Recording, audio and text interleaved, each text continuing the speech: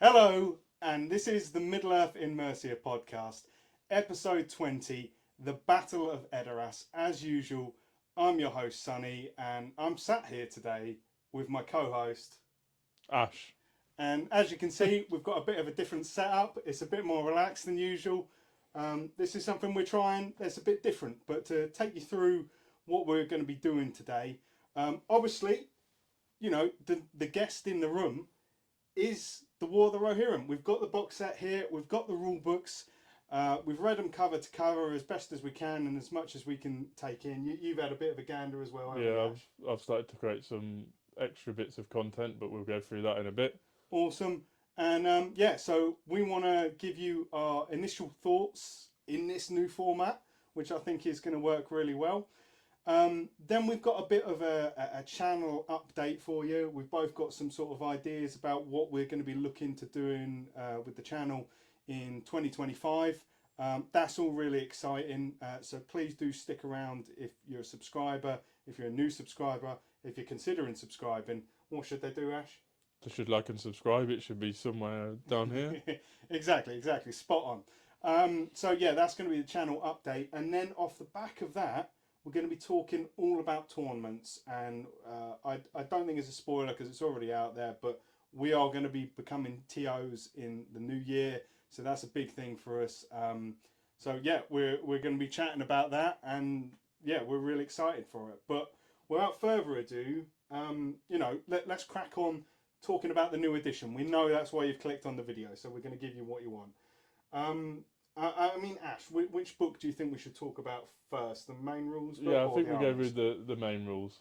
Let's go with the Alright, main rules and what we think so to the changes, what we like, what we dislike. if you're not familiar, I don't think we can probably show the inside of the book because it's not officially released yet. It's a bit different showing you the leaks when we're not the source of them. But yeah, this is what the new rules book looks like. It's a little bit slimmer than the previous one, but presented very much in the same way as the previous rule book. Got all the kind of stuff you would expect in there. Ash, I've got my thoughts, but I want to have a bit of a drink. Okay. So, like, what I think a good place to start is there's been a lot of talk about how they've written the rules and how they've presented them. How's that come across to you? They do seem a bit clearer in how they're written. Yeah. There's still a few things that they could have made a lot simpler. I think there's a lot of, obviously when we get onto the army book, there's a lot of things that are very similar and very like the same as other things that could have maybe been made into a generic rule that is simple, a bit like like we said before, what they do in 40k. I think it's they've learnt their lessons in a lot of cases. I think they've learnt their lessons from the previous rules. There's a few things of causing a bit of awkward tension, I think. And I think the main one of those is the list building for match play. Yeah, but that's more, to be honest, that's more the armies book, isn't it? So we will move on to that in a bit because there is a lot of content to talk about the armies I book. think it's the scenarios they've put in there, again, don't match up with some of the special rules that they've given to certain heroes. I would have liked to have seen the more 40k based scenarios where it's very objective heavy. Yeah. I would have liked to have seen like secondary objectives in there, maybe some like ones that maybe change throughout the game to maybe add a bit of a dynamic into the game that wasn't there before, so you can score points as you're going through. Yeah, and I would say because I know we obviously have a lot of theme players in Lord of the Rings, and we probably have more theme players than any other game type I can think of that attend tournaments because they like playing games. So you'd agree with that? Yeah, yeah, definitely. And I know you might be like flinching initially to hear Ash say that, but I think the thing to remember is like if you've played the Amon Hen scenario, that has dynamic objectives in it because when the hobbits get seized, that becomes a dynamic objective. So what I'm saying there is, that wouldn't necessarily be how it is enacted in the game, but being a dynamic objective, being something that changes through the game, it's a very broad house, isn't it? Yeah. And it doesn't necessarily mean it has to be anti-thematic. No, and I think like some scenarios, it's your game's over before your game's over. Yeah. If you get broken, if your leader gets killed, if they've just managed to mass all their models on different objectives for objective ones, or they've managed to get all their models off the board, or you've got no chance of getting models off the board for recon. If you've got those extra objectives, the game keeps going till the end. You've still got that chance to maybe pull it back, or maybe pull yourself into maybe a better position. Whereas with the way the objectives are written, or the way the scenarios are written, it's very much like everything's done at the end, but a lot of the times before the end that you've not really won the game. Whereas with these extra objectives, and I think in 40k you tell your opponent, this is my objective. I think so. It's not like a secret objective thing where you're hiding it. It's like, I've maybe got to go and get X amount of people into your deployment zone, or I've got to do something to get these extra maybe 2 or 3 victory points that could tide the game in terms of a minor loss, or a draw, or someone getting a major victory over you, and you keeping that tight rein within the tournaments. I think that would be quite fun. I know it adds that complexity, but it adds that, to me, it adds that extra, like, keep going. Like, for instance, one of the scenarios that has been included is Fog of War. That is a very complicated scenario, where you constantly got to assess things. It's one of my least favourite. I think with the list building as well, it doesn't work. Again, if lower points, if you're only going to take a couple of heroes, maybe 1 or 2, writing down your hero to kill, they're already going to know because you've only select one of them. So the thing I want to be clear about what it is I dislike about Fog of War. And we'll go back to a bit more of a structure going through, because I do think we're jumping around a bit here. But we'll give you a chance to reply to my opinion on Fog of War in a sec. My problem with Fog of War is that the scenario already exists. And essentially all that has been changed with it is changing the points totals. And those points totals didn't really need to be changed because none of the new mechanics are used in that scenario. So Fog of War exists, and it still always exists. Do I think it is a fun scenario to play with your mates, play at home, play at your local games club? I do. I actually think it's right up my street in that kind of thing. But the fact that if you're playing somebody that's got, like, especially playing it at higher points, maybe they've got 4 or 5 heroes, it becomes just a guessing game. You know, sometimes there will be an obvious candidate or whatever, but I don't think this is in the match play section.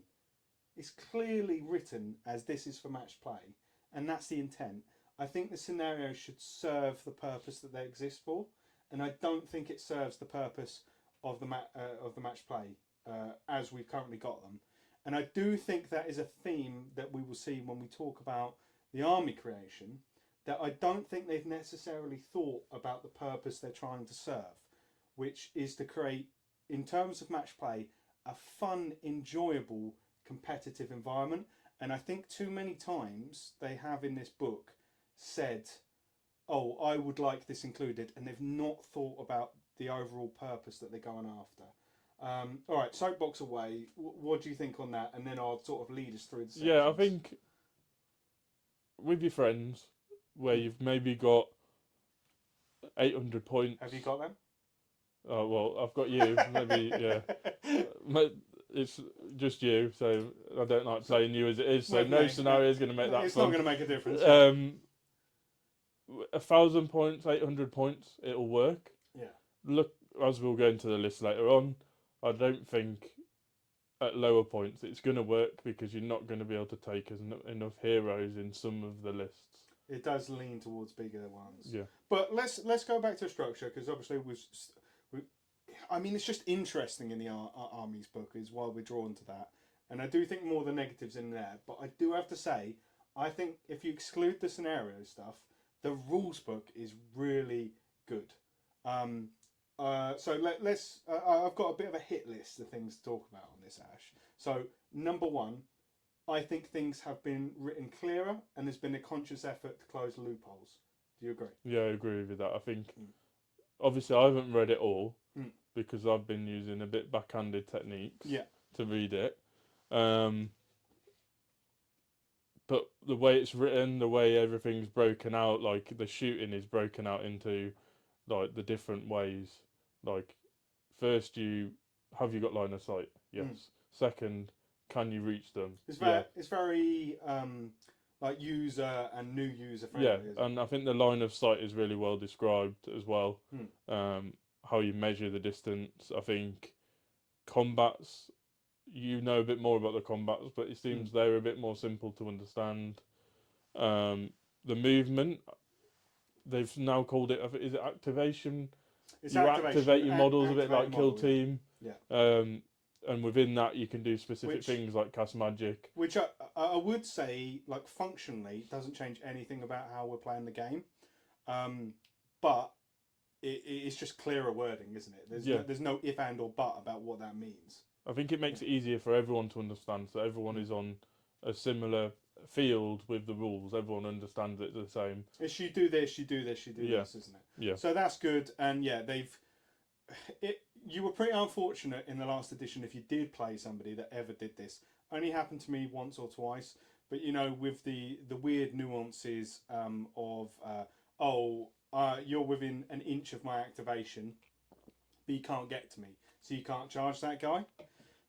Only had it come up a few times, but that's been gone now.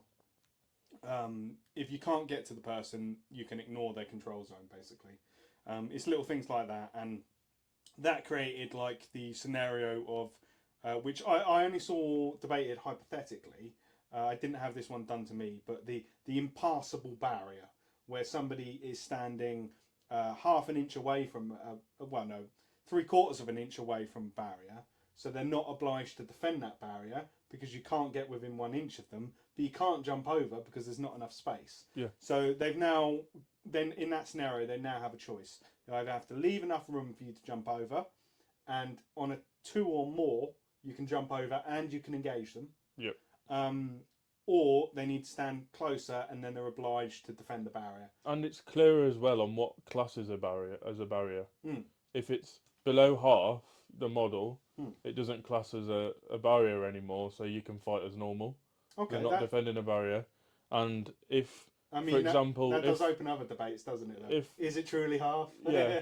If say you've got, I think there's a picture of a troll, and then I think it might be a Minas Tirith guy, and he's stood on top of a cliff, and they're fighting because the cliff is bigger than the Mordor troll.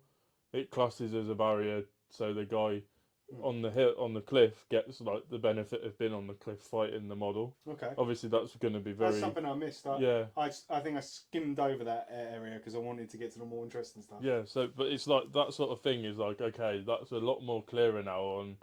Am I fighting over a barrier? Do I get my bonuses for being cavalry, etc.? That makes it a lot clearer that this is a barrier, this isn't. Which are all good things, because I do sort of feel like, as someone that played it from what was known, I played it from original release at Two Towers through to the Blue Book, stopped for a while, and then picked it back up after the Hobbit era. So I've got a lot of playtime on it. When I first started going to tournaments, there were a lot of questions I had, and I don't feel like if you're sitting there now and you're thinking about getting the Battle of Edoras, or just the rule book, or getting involved in a new edition, and you haven't been to tournaments, I think that you can read this rule book, you can play it with your friends, and you can a lot more confidently go to a tournament and be like, I know 99% of the rules. Yeah, I think so. There's far fewer sort of things where, I want to ask a TO day one, isn't it? Yeah, I think that filters into the. I know we've mentioned it before, and we'll go into it more detail, but I think that filters into the army lists as well. You just want to talk about the army? No, I think because that's the biggest change. It is. To me, that is like going to have the biggest impact on the way the game's played. It is massive, but I don't want to like underplay the amount of discussion we put into this book, because I think the thing is there is never going to be a perfect rule book, because they don't have enough proofreaders, to be honest. Yeah. Like, I think they probably need to put double the amount of time to proofread in and double the amount of writers, and then maybe you might come out with a perfect rule book. But in the world we live in and the resources that are put into these, I think this is one of the best wargaming rule books I've read in a long time, for me. Yeah, I think the 40k one is quite well written as well, but they obviously have probably... Yeah, but that's not a fun game. No, it's not. Well, yeah, but they've obviously got a bigger backing behind it to do that. Yeah. This isn't as supported by GW in terms of that. One thing I want to ask you about is the courage test, not the courage, the intelligent tests, and how's that going to affect the gameplay? Do you think? Okay, so if you're not aware of what intelligence is it's replacing a lot of the scenarios where previously in situations you would have had to use courage.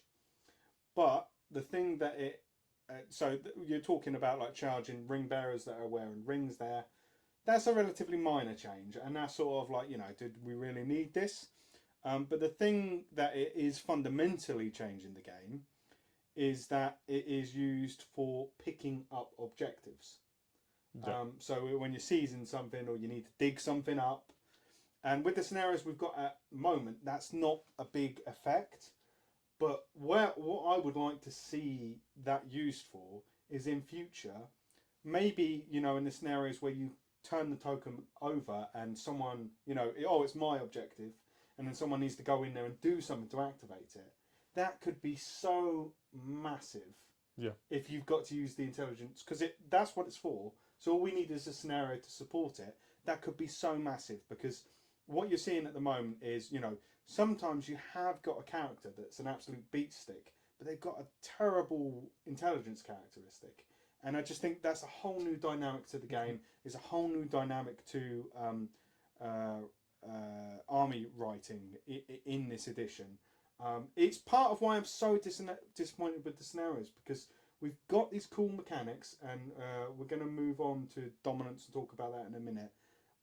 But like intelligence and like dominance, and it's just like, you've just given us the 6 scenarios, the 6 scenarios that we had previously, and yeah, it's so frustrating because they are genuinely intelligence and dominance will, if every scenario utilises them in some way, will completely change the way the game is played in terms of army building. I think if we use logic, and sometimes that doesn't prevail with GW, my thinking is that we're going to get a match play guide like what we had before. Yeah. Where we have 10, 12 scenarios that are going to be very heavy objective based, given when you read some of the rules, they've maybe forward thought onto what the match play is going to be, and they've just given us these 6 now as like beginner friendly. You can have a game with your mates, you can learn how to play the game. I wouldn't go with the new box set. I would push back on even the idea that they're beginner friendly though, because you're not using the mechanics of the game. No. And you want to be using them from day one. If you look at the models within the box set, they don't have, I suppose, the flaming brands. You know what I'm like with these things. Tom's gonna rip me in the text again. Well, we'll find out if Tom actually watches our content. I'm sorry, this is like excluding 99.9% of our audience. But Tom, if you see this moment, let us know. The models you get in the box don't have the dominant rules. The flaming brands do. Other than those, yeah. Yeah, but that's fairly significant. Yeah, but to play the guys you've got, you can get away with the scenarios they've given you to play. I haven't actually built one with the flaming brand yet. No, you haven't. Come on, sort it out. Yeah. These do take a long amount of time. We'll get on to that, though. Yeah, we'll get on to it. Anyway, so let's move on. I do think there has been some really good changes to bring back the prevalence of big heroes, as well as monsters. And those changes are subtle in some areas. I wouldn't say any of them are blunt. One of them is that if you have a spear support, and I don't think I've actually seen anybody really talking about this, because is this an exclusive? Maybe. I don't know, or I've misread the rule, but I'm pretty sure I read it correctly. But basically, if you've got like a 5-on-1, like somebody's mobbing someone, and you draw and you're equal fight skill, and you're not equal fight skill, it's still whoever you've got in the fight with the highest fight skill, and then you win. But a spear support can no longer contribute its fight skill to the entire fight. That spear support must roll its own dice, and only that dice is at that fight skill. That is a subtle but significant difference. Like people that have got the Gladrim Palace Guard, they will be upset by this. Yeah. People who used to play a Fight 4 backline or a Fight 5 backline, just giving it to the whole thing, is 50% less effective now. So that is like quite big. Yeah. And then what else they've also done is strike has been changed to a D3 increase. So you will no longer see a Fight 4 character having the possibility of going up to Fight 10. Yeah. And obviously... That is big, isn't it? Yeah, and obviously, like with the median on that being a 4 or a 3 increase, we're now moving that to 2. So strike is now 50% less effective and is 50% less upper end. So, you know, as long as you don't do something stupid, your monsters and your big heroes are far more survivable now, because it's going to be much, much harder for people to put themselves in a position. And, you know, we haven't had the opportunity to play a game of New Edition yet. Me and Ash are looking to do that as soon as possible, because we do want to come back, give some thoughts to you, sort of, you know, not many people have played the game in the New Edition yet, so I think that would be interesting for you. But I do think that it has the possibility to allow these big heroes that have 3 might to use their might for something else, because you know what it's like, especially being a Rohan player where you all fight 5. Most of the time, you can have more fight 6 now, but most of the time, you're always like, I need to hang on to 1 or 2 might so that I've got 1 for the strike and 1 to bring myself up to a 6 in case I get attacked, aren't you? Yeah. If you can be like, all right, okay, all my heroes are fight 6, fight 7, and this guy has done a fight 4 horde. Yeah. I can start spending might. I can spend might on the dice rolls and be more aggressive, you know? I think you're seeing a lot of heroes, though, as well, losing strike. Yeah, that's true. Yeah. But, yeah, we'll cover that. You are obsessed with getting onto the army building. We're talking about strike. We're talking about mechanics. Yeah, but it's a good mechanic that goes with strike. Is not only have they made it a D3, they've also stripped a lot of the models of having the ability to do it. And I think, like you said, it's going to be there's going to be more emphasis on those key heroes. I think to go in with that theme that they're trying to push, you're going to be more enticed to take your Elrons, your like key characters like Aragorn, Theoden, Éomer. But I do hope it doesn't do away with the small characters. I need to delve into the profiles more to see. But what I'm hoping to see is on those smaller profiles that there's more presence of heroic resolve and heroic defense. Because I do think that, like, resolve is much, much better now. Yeah.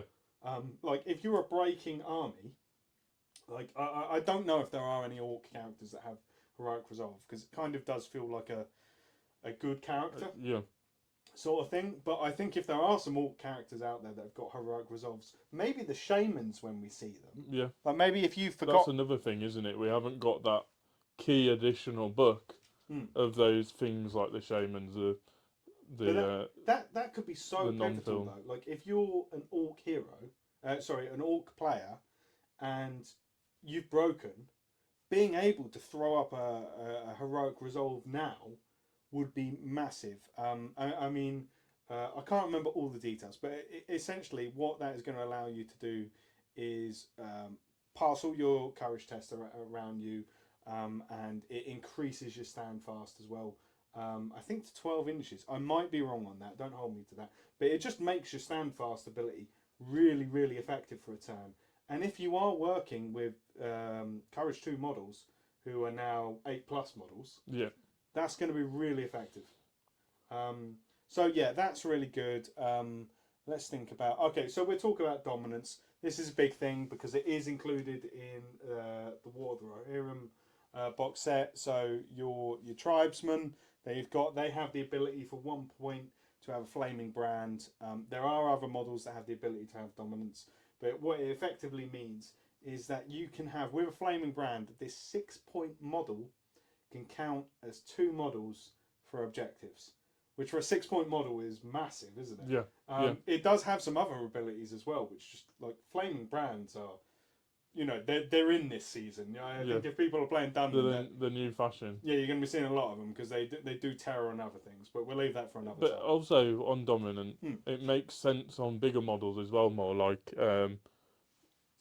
like trolls have a dominant of 4. Yeah, that's a good point. Sauron dominant 10. Is he dominant? So I hadn't you've got like the push. Like you're not just gonna have Sauron sat on an objective and be like, well, he counts as 1. He now counts as 10 because that makes more sense, doesn't it? It's like, excuse me, users. I'm sorry if this is. So it seems to me like the elite models have that dominance in there, and although there's some profiles that will cover that you think, well, you may as well take a normal warrior over this guy. Yeah. But actually, that if the objective scenarios are going to be quite heavy, if we get a match play guide, you might think, actually, no, we'll take this guy for the extra points because he actually counts as 2 models, 3 models. Oh, and then there's this buff that makes him count as 6. Those sort of things. That's why I think the scenarios they're giving us are quite disappointing because they've given us this new rule and we've only got, is it 1 or 2 scenarios we can actually use it? I mean, to figure out how egregious this is, look how animated Ash is. Have you seen him talk this eloquently? Like normally you just see my face now. He's doing a good job. Yeah, he normally looks.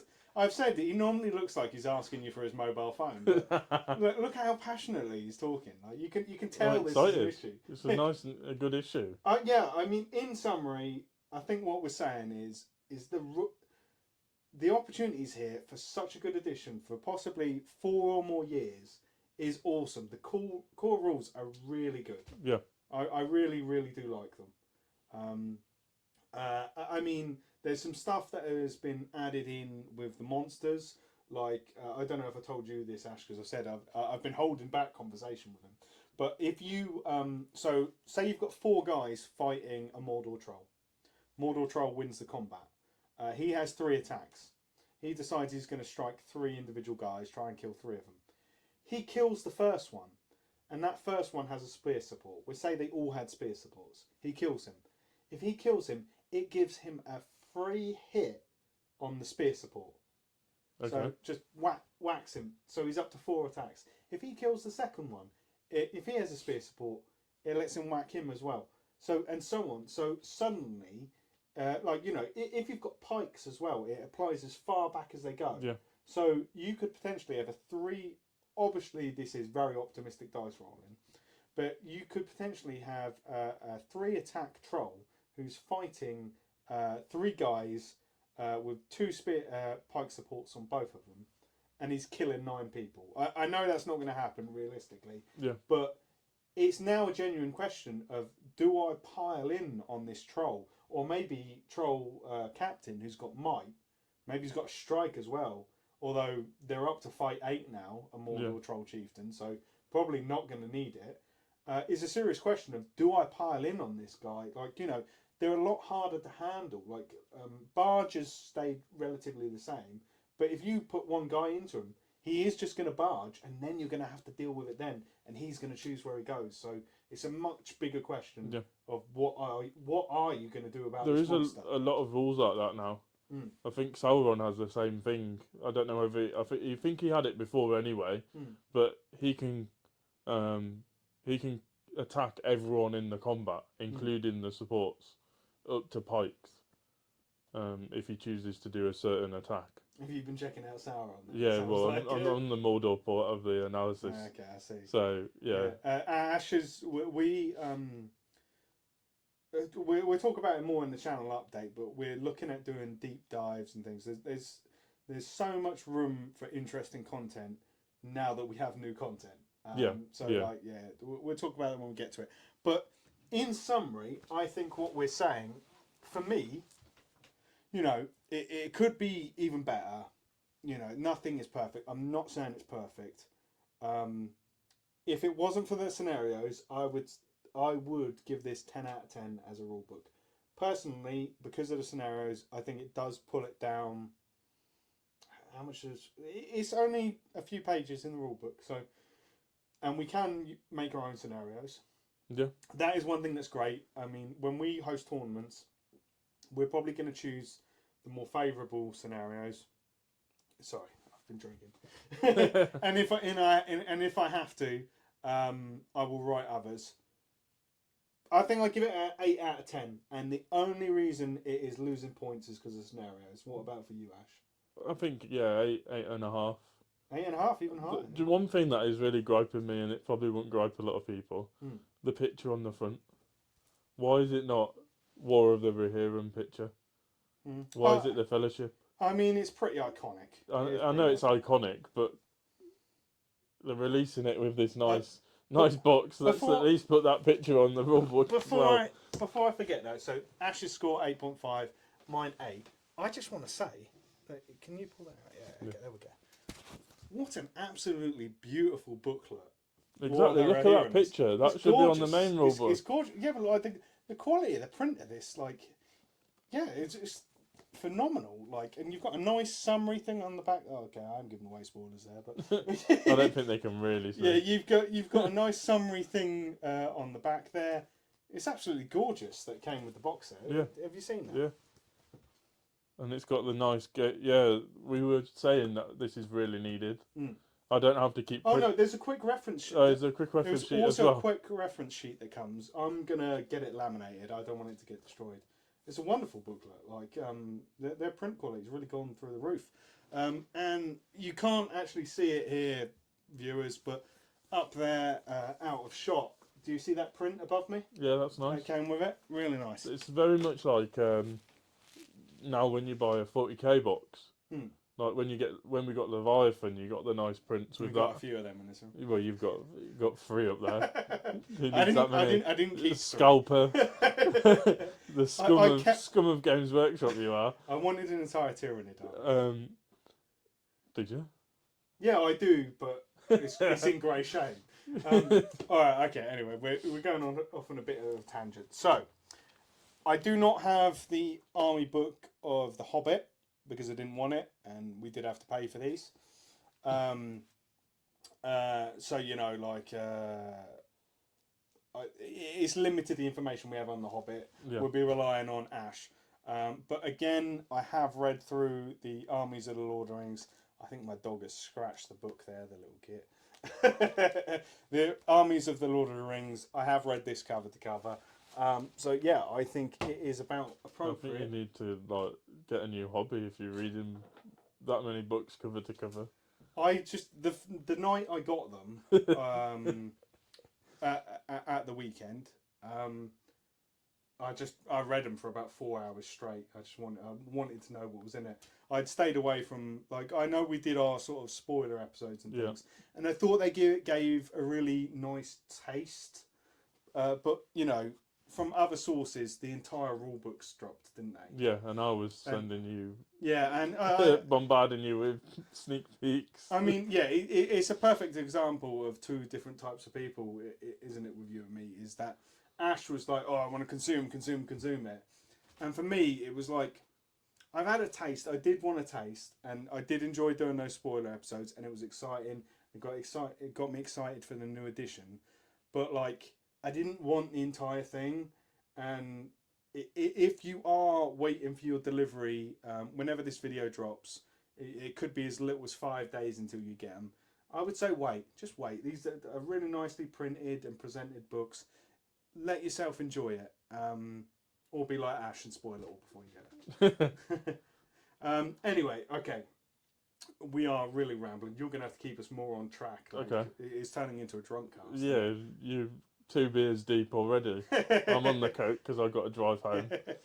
But no, hopefully you're enjoying it and you're sticking with us. I'm certainly enjoying this new format. It's more relaxed, isn't it? Yeah, It's more comfortable. It's better than just because I can't normally see you when we do the recordings. Oh yeah, yeah. I'm just staring at his computer screen. Yeah, because So- mine's like a direct source. He stares at a blank screen. So yeah, But okay, let's move on. Yeah, onto onto the good armies. bit. No, I don't think that I should do the intro to this. Okay. Actually, you've been very passionate about the Yeah. armies. Give us your overview, and I'll do the rebuttal this time. Big changes. I think it's very impactful. Yeah. I think it's like the biggest impact out of all the rules is the way you build your army now for match play. Obviously, for a fun game, they've given you the points and stuff like that. They've given you the profiles, so you can, as a fun game, you can build whatever the hell you want. Yeah. But within a match play, well, even a match play fun game, you can build whatever you want. But I guess match play competitively, if you go to Warhammer World Tournaments, they're going to make you play these lists. Yeah. Can't really speak for the GBHL and the TOs. I So- guess there'll be some flavour in there. A lot of TOs might add their own flavour to this. So to interject quickly, because I do think this is a really key point, the GBHL's official policy on this, and you know we're talking in terms of GBHL because they do 90% of the tournaments in the UK, and I would expect you're going to see something very similar worldwide. Hello North America, I am still staggered we're so popular over there, but we are very We need to popular. push it up in New Zealand and Australia, I think. Yeah, we've got the occasional one, but we are very popular in North America. So hello, our American cousins. Yeah, I expect you're going to see very similar over there. The official GBHL policy is that TOs can do what they want. Okay. They're not enforcing it either way. This is being taken as a positive spin of, legacies are going to be played and stuff. That's the way it's going to go. What's your opinion? We're realists here. Yeah. And I think the thing that we need to face right now is that when this officially drops on Saturday, we are not getting the legacies lists. It doesn't appear that way. Well, we don't have it's Middle-earth either. Yeah, it sounds like legacies is not dropping until the Middle-earth lists come, which we've been told to expect at least 6 months. From our sources, we have been told that the War of the Rohirrim box is starting to sell out. You can still get it at Games Workshop, but if you want this, get on it now because you're going to start seeing it disappear at the third-party retail. The books, I have been told, are selling out more rapidly than the box set, and there is not expected to be a reprint of these books for some time. So definitely get a hold of those books if that's the way you want to go. And on that note, I think we could possibly be looking at longer if Games Workshop has any kind of print issues whatsoever. I could see that army, like the game's functional, we've got 2 armies books out. I could see it dropping down the priority list, that armies of Middle-earth, pretty rapidly. I could see it being a year's time. I don't know that, nobody's told me that, but I could see it being a year's time. I hope not. Yeah. But, well, it doesn't really affect me, but it affects you because all my armies that I've got currently are in this book. Yeah. But, sorry, just to cap that off, I think what that means, though, is we're not getting legacies, we're not getting armies of Middle-earth. What you're effectively seeing the game being, regardless of whoever's policy, the rules we have available are armies of the Lord of the Rings and armies of the Hobbit. I can't see you being able to play your legacies lists or your armies of Middle-earth lists before July, at minimum. Yeah. So just brace yourself for that scenario. And then it does become, is everybody going to embrace legacies 6 months into the game, 12 months into the game? Or are they going to take it part and parcel of as the Middle-earth? Unless TOs say you can use the old profiles for models that don't have profiles now. Because we're going to be hosting tournaments, I've seen inside the tournament chat, and there was actually a vote of like, what are you going to do on it? And the majority vote was for, I need to see what the rules are going to be like. Yeah. Which is perfectly sensible. I'm not criticising anything for that. But if we see them come out and they're unbalanced, people are going to exclude them, aren't they? It's easy. Yeah, what I don't understand as well is if you say, right, you've got to build your list exactly how it says. Yeah. How do you fit legacies in there? Because they're not going to have their own lists. I think They're just going to give us the profiles, yeah? I think it will probably say such and such can be used in this legion and here's his points. Okay. That's how I reckon it will be done. I haven't seen anything. Haven't been any leaks about that. No sources have been able to help us out with that. But that's what I've been told. I personally think it's not going to be like that, and then it's just going to be for your fun games. You can use this character. Here's his profile. I mean, another theory I've heard is like, they bring out alt legions. Yeah. Alternate versions of it. Anyway, that's enough speculation on that. Ash, give us your assessment overall. I mean, I think they're part and parcel. So, like, bag them both together. Yep. Lord of the Rings and The Hobbit. What are you thinking? I mean, we've given a standing ovation to the rules book. Do you feel the same? Yes and no. I'm mid ground because I think we're going to say goodbye to Hero Hammer. I thought Hero Hammer was back. No, we're going to say goodbye to have it like Riders of Fear, an example. I play like it very that. different to many people, where I play a couple of heroes and a lot of cavalry. You can't do that. Whereas other people play a lot of heroes. Lot of heroes, yeah. You can't do that anymore because What do you mean? you've only got Theoden, Éomer, Éowyn, who will cover all of this in our deep dives. But Éowyn, Dernhelm's gone. Éowyn is now Éowyn with Merry. Oh yeah. And you've got a Rohan captain, and you've got Gamlin. They're the only heroes you can take as Riders of Fear. Oh, what? So you've lost the other names? You've lost like Elfhelm, Daerwine. Yeah. All the other named heroes are gone. So, and I think you already had to take Theoden anyway, so that hasn't changed. There's some changes to the way the Riders of Rohan work, so it's only your warriors, only your Riders of Rohan and your Royal Guard now that get you +1 to your fight skill. Okay. So none of your heroes get it. So your heroes are always going to stay the same. So you've got, I can't remember the fight skills, but Éowyn's fight 5, so she'll stay fight 5. Yeah. But fight 5 is worth a lot less than it used to be. Yeah?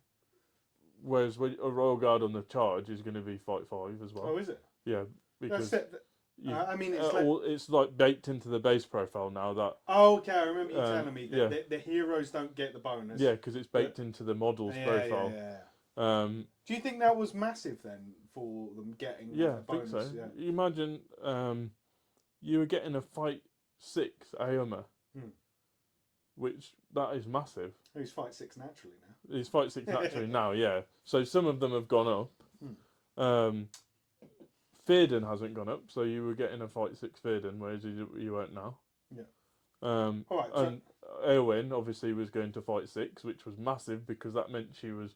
If you were playing against a non-Riders of Theoden list with Éomer, you were getting the equal fight skill. I think good players can be happier than bad players. I think that's a fair assumption. I agree with that a lot. I think that on the sort of side of like disappointment with the army list, I do, and I haven't done it intentionally, but I'm an exclusively evil player, aren't I? Yeah. We have definitely been hit a heck of a lot harder than the good side, for sure. Yeah. I think some of the lists are very vanilla. Yeah. Like, you're not going to see Mordor, for example, with a lot of named heroes because you can't take them. Yep, they won't go. I think the Witch King, you'll see him a lot less because I think there's only there's only 2 lists where he's viable, really. If you're talking a 500-point tournament, there's only 1 list is viable. To jump in a second, I think I've got about 3 big problems with the way lists have been done. And I do think this is one of them that Ash has just pointed out there, is that you have these big named heroes and they are very much locked into lists. And they're locked into lists in certain builds as well. So, like, for instance, your option to use a mid-tier Witch King, who is effective in combat and effective as a spellcaster, has gone from literally like countless lists to I can't actually think of it. He's only the only mid-tier one is the Black Riders of the Black Riders. Yeah, who wants to play that? Like, because you have to take the Witch King, and then you have to take the Ring Wraiths. Yeah. And obviously you can only take so many in there. Legions of Mordor, you have to take the Witch King, full spec, on a Fell Beast. Which is very expensive. Yeah, 2, 4, 5 points. Yeah, it's going to be... It is so frustrating, and like, you know, I knew we were going to get to this point where we had to be a bit negative, and believe it or not, we don't enjoy being negative. No.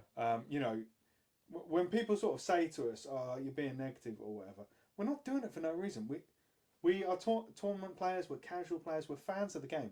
We love the game so much. We run a podcast. We wish everything we could say was positive, you know, but I do think the army making is a mess. I mean, is it like, oh, I can't find anything to play? No. There's definitely armies in here I want to play. I'm interested in playing. I'm going to have to paint new models. I'm going to have to buy new models. I'm just going to have to accept, if I want to stay with the game, if I want to play this excellent rules set that we went over earlier, I'm going to have to make new armies, because what we had before is gone. I think though, you can have a lot of armies for very little variation in models. For Rohan example, I can build a lot of lists out of the new lists with the models I've already got, because they've added extra stuff. Like, they've obviously, the key thing they said was we want to make the game more thematic. So a lot of the lists are based on theme, like scenes within the film. So and I would say that, you know, we're getting no cut in the sales of these whatsoever. No. But if you do want an army in a box, buy the War of the Rohirrim, which you can probably get discounted to 115 quid or around about that. And then if you buy the two Rohan traitors, I forget their names, but they come to 38 quid. So you're probably looking at £150. With them, you can run Rohan traitors, you can run Wolf, you can run General Targ, you can run the two Rohan traitor people, and the Dunman heroes. You've got an army for 150 quid, and you can play that at probably everything from 400 points up to 1,000 points. I do actually think that's a really good way of getting into the game. As bad value as those Forge World models are for £19 each. But I think, and it's got some cool rules with that that list. I mean, I don't think it's going to be super competitive, but I'm going to play it. I think Rohan Traitors is a cool idea. Yeah, I don't see any list being super competitive, really. I think there's going to be different balances, like there always is at different points levels. I think it is. Yeah, I mean, there's nothing that absolutely jumped out at me. I saw a lot of people talking about Riders of Airmare, and I don't think it's... The new rules of Riders of Airmare, though, make it a bit of a tank list. It's better, but like, I don't see it being amazing. I mean, it's no... let me put it this way. I don't think it's as good as Riders of Theoden in the last edition. Like, if you had the choice, you'd old Riders of Theoden or Riders of Airmare this edition, I would take Riders of Theoden. Probably. But there's some key subtle changes that I don't think anyone's noticed. Heroes are no longer locked to a tier. The tier is based on the hero within the list. What do you mean, sir? So, Heroes of Legend. Oh, yeah, they can shift up and down depending on the list. Yeah. So, that's a new thing. Oh, we should probably explain that more thoroughly. So, for instance, in Army List A, you could have Airmare be a hero of valor, and then in Army List B, which is a different one with different perks, he could be a hero of legend. Well, in Riders of Airmare, he's now a hero of legend. Yeah. Why is that such a big change? He can take 18 models now instead of 15. Does it make that big a change? Yeah. Well, there's other things. It's more models, so Elaborate. it makes it in that list. You've got 3 hero choices. Yeah. You've got Éomer, Gandalf, and a captain. but that means at lower points, you maybe not have to spend that extra money, or money, those extra points to get a captain in your list to be able to add extra models. It means you can now add 3 extra models into a warband.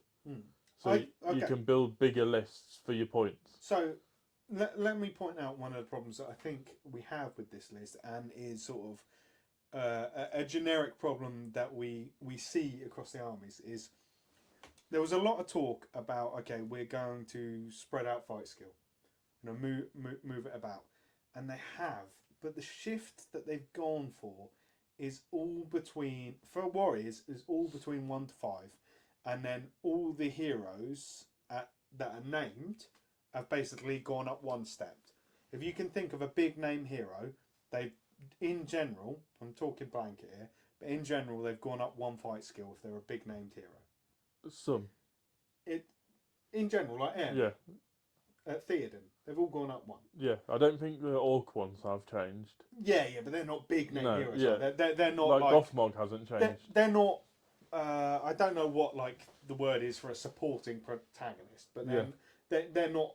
I wouldn't say Gothmog is a support. They're not point of view characters in the books and stuff. But anyway, what we've seen with the Warriors though is that Fight 3 was like the thing that was everywhere in the last edition, wasn't it? No, it's Fight 4. Yeah, if you were to throw a dart at a chart of Warriors, it would probably land on Fight 3 last time. Now it's Fight 4. Fight 4 is absolutely chock-a-block. And I think the thing we now see is, like, for instance, there's a hero to get the Dunland Warriors up to Fight 4. There's a hero to get Warriors of Rohan up to Fight 4. There's a perk on the Riders of Rohan. When they charge, they go up to Fight 4. And I just think... Morannons, if they're fighting men, go up to Fight 4. Exactly. And I just think it's just become the new Fight 3. Like, nobody is going to care about Fight 4 because it's everywhere. Like, unless that hero that gives me the boost to take me to Fight 4 also offers something else, there's less of a drive to take them. I mean, I think you still will probably take them because you go to the roll-off. But it's not like... It's not an advantage, is it? It's like, I just need to bring this to give me a fair chance. Yeah. And I don't like... In some ways, though, it makes sense. Like, you would expect a Warrior of Minas Tirith to have a higher fight value than a Warrior of Rohan. I don't understand, though, like, why... Especially with the spear rule and the fact that... what are they called? The Citadel... Not Citadel Guard, the...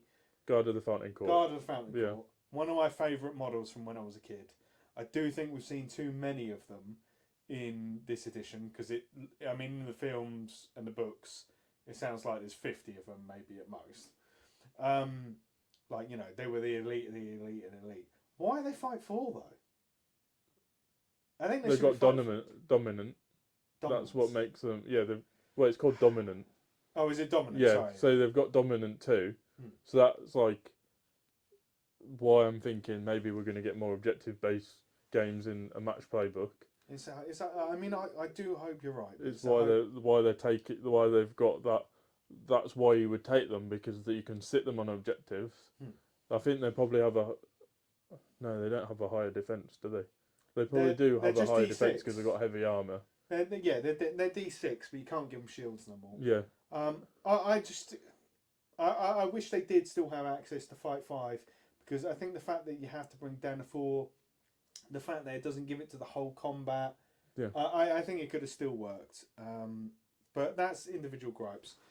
On to more specific gripes that I think have come in with Fight 4. So we do something positive first. If we must. Because I'm going to take a negative thing that people probably saw as negative and make a positive from it. Okay. Obviously, we've gone from swords, picks, axes, all those sort of things to hand weapons. Yep. Some of them still have sword in there, like Ringwraiths, and Witch King says sword instead of hand weapon. Yeah. Some of them, like the Witch King, for example, he no longer has a flail, so he doesn't get that cool special rule. He's just got a two-handed option. no one ever. You sent this to me in a text. He was like, "Who doesn't get the flail anymore?" No one ever used it. No one ever took the flail. But it's like, some heroes now have special weapons. Yeah. So, for example, Not my orc characters. no, but Aragorn's always had his special sword. Now Theoden's sword's got a special name. Well, it did anyway. Herogrim. Is it any good? So he now, and I think this is quite good. He will always win duels. So if you both roll a 6, and you're on equal fight skill. Oh, okay, for the roll. He will win. He wins automatically. So it's like a super elven blade. Yeah. Éomer has got a special sword called Gulfwine, which means if he rolls 6s, he then gets to roll another 2-wound roll for every 6 he rolls. You know this isn't a Rohan review, right?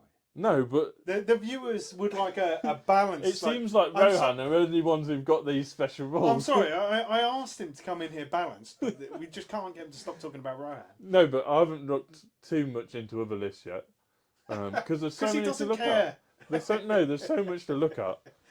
For example, the Witch King actually has a flaming sword now, so he could. I think once per battle he can set his sword on fire. I did see that, yeah. But I did once per battle. Yeah. Like that one with Theoden actually does sound pretty good. And the one with Éomer's good because he gets extra wounds if he's got. If he's getting 6s. I do think that it's nice to. Is he still on 2 attacks, Theoden? Yeah. It's a bit of a shame because, like, I was watching a YouTube video the other day, and it was sort of like a thematic reading of the passages of the Pelennor. And I remembered how much I do actually love Theoden's character, both in the books and the films. And like when I've been playing with you, he's always a bit of a liability, isn't he? Because he's just so much weaker. But he's a badass in the books and the films. Like he does die, but that doesn't diminish his heroism, does it? No. And it is nice to see him get a cool rule like that. So they've simplified the rules for normal people having hand weapons, but some heroes now have special weapons. None of the new heroes have them.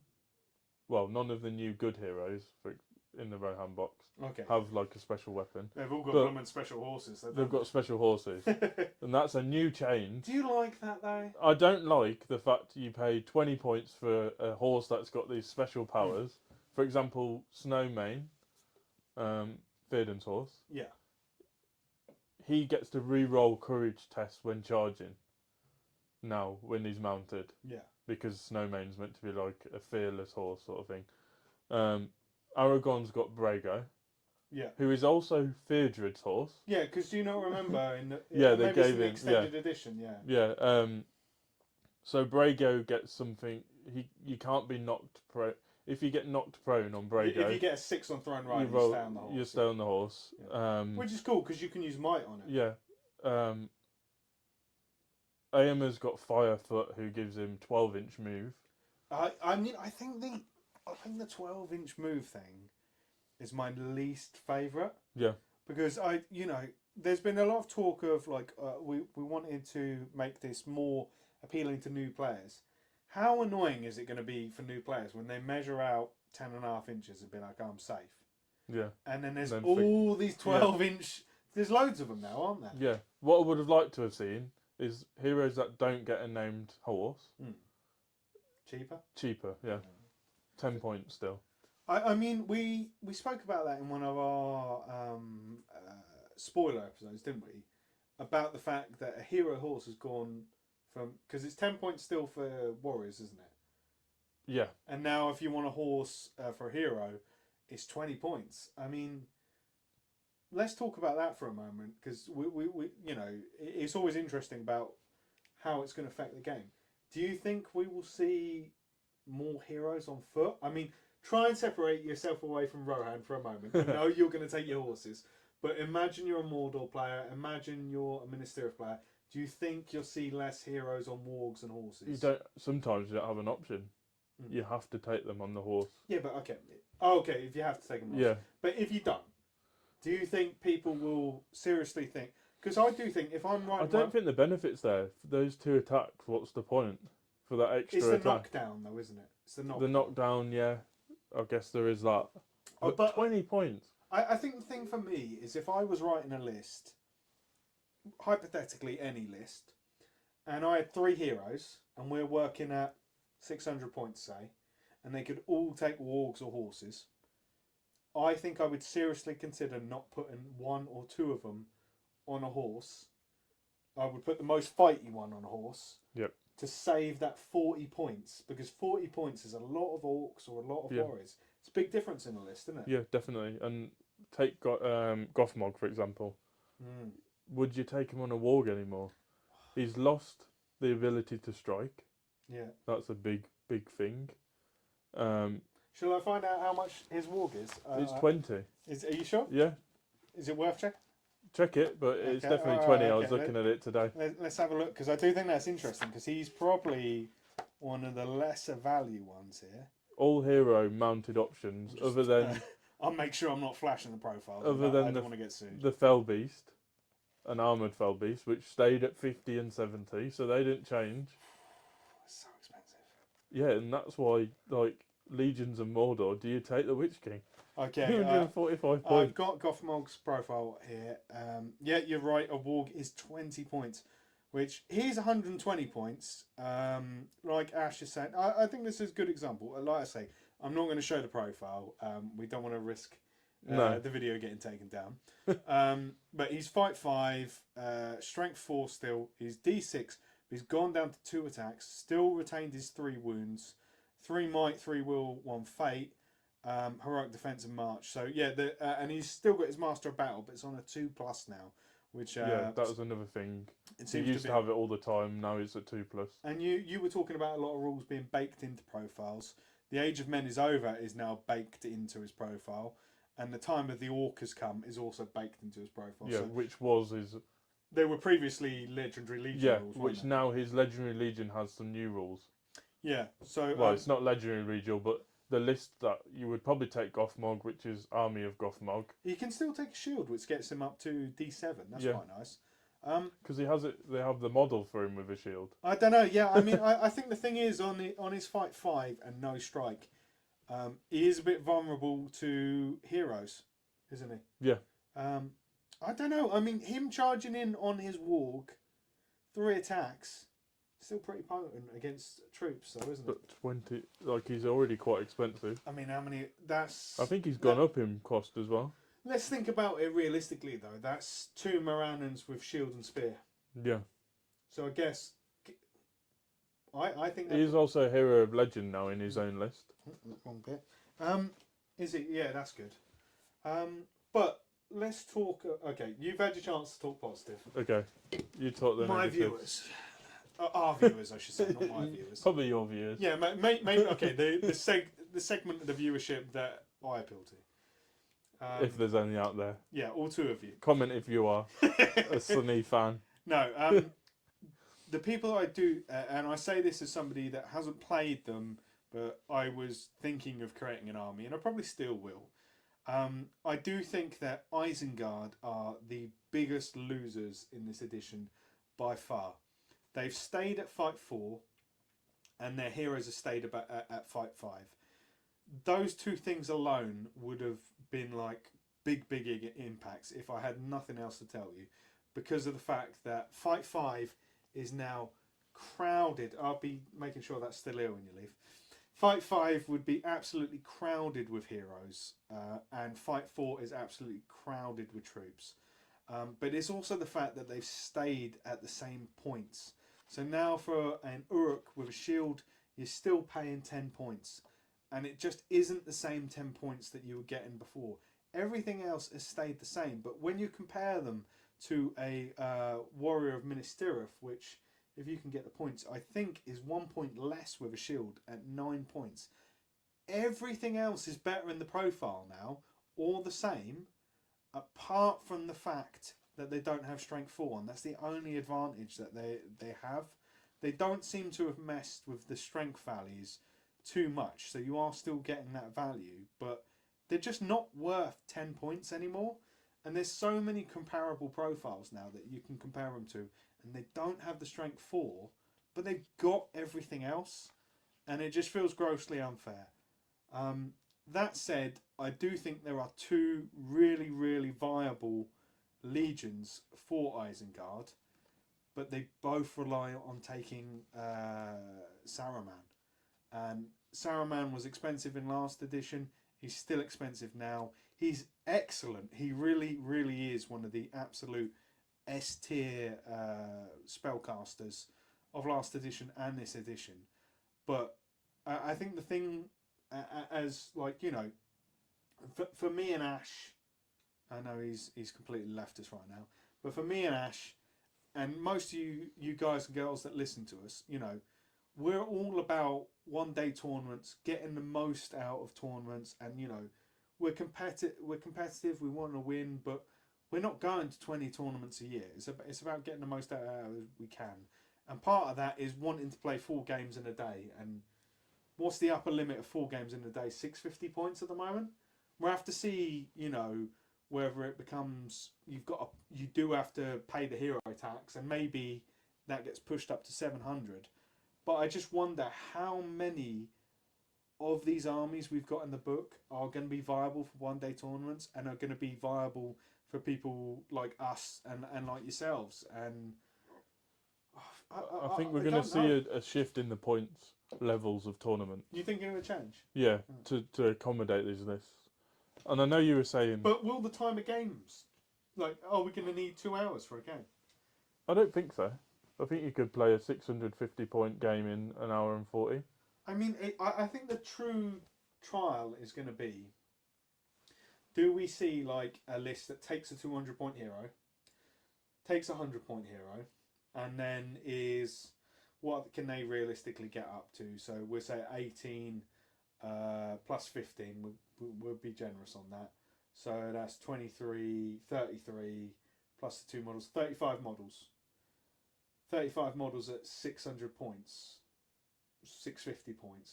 That wouldn't have been very competitive in the last edition, unless they were super elite. It'd be interesting to see when that list comes up against Goblin Town, which has remained pretty much the same. Yeah. The scribe, though, I don't think you get out?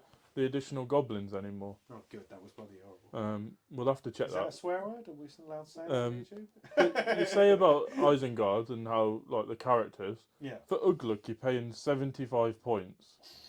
Was he that much before? Versus Gothmog. Yeah. Who is also Fight 5.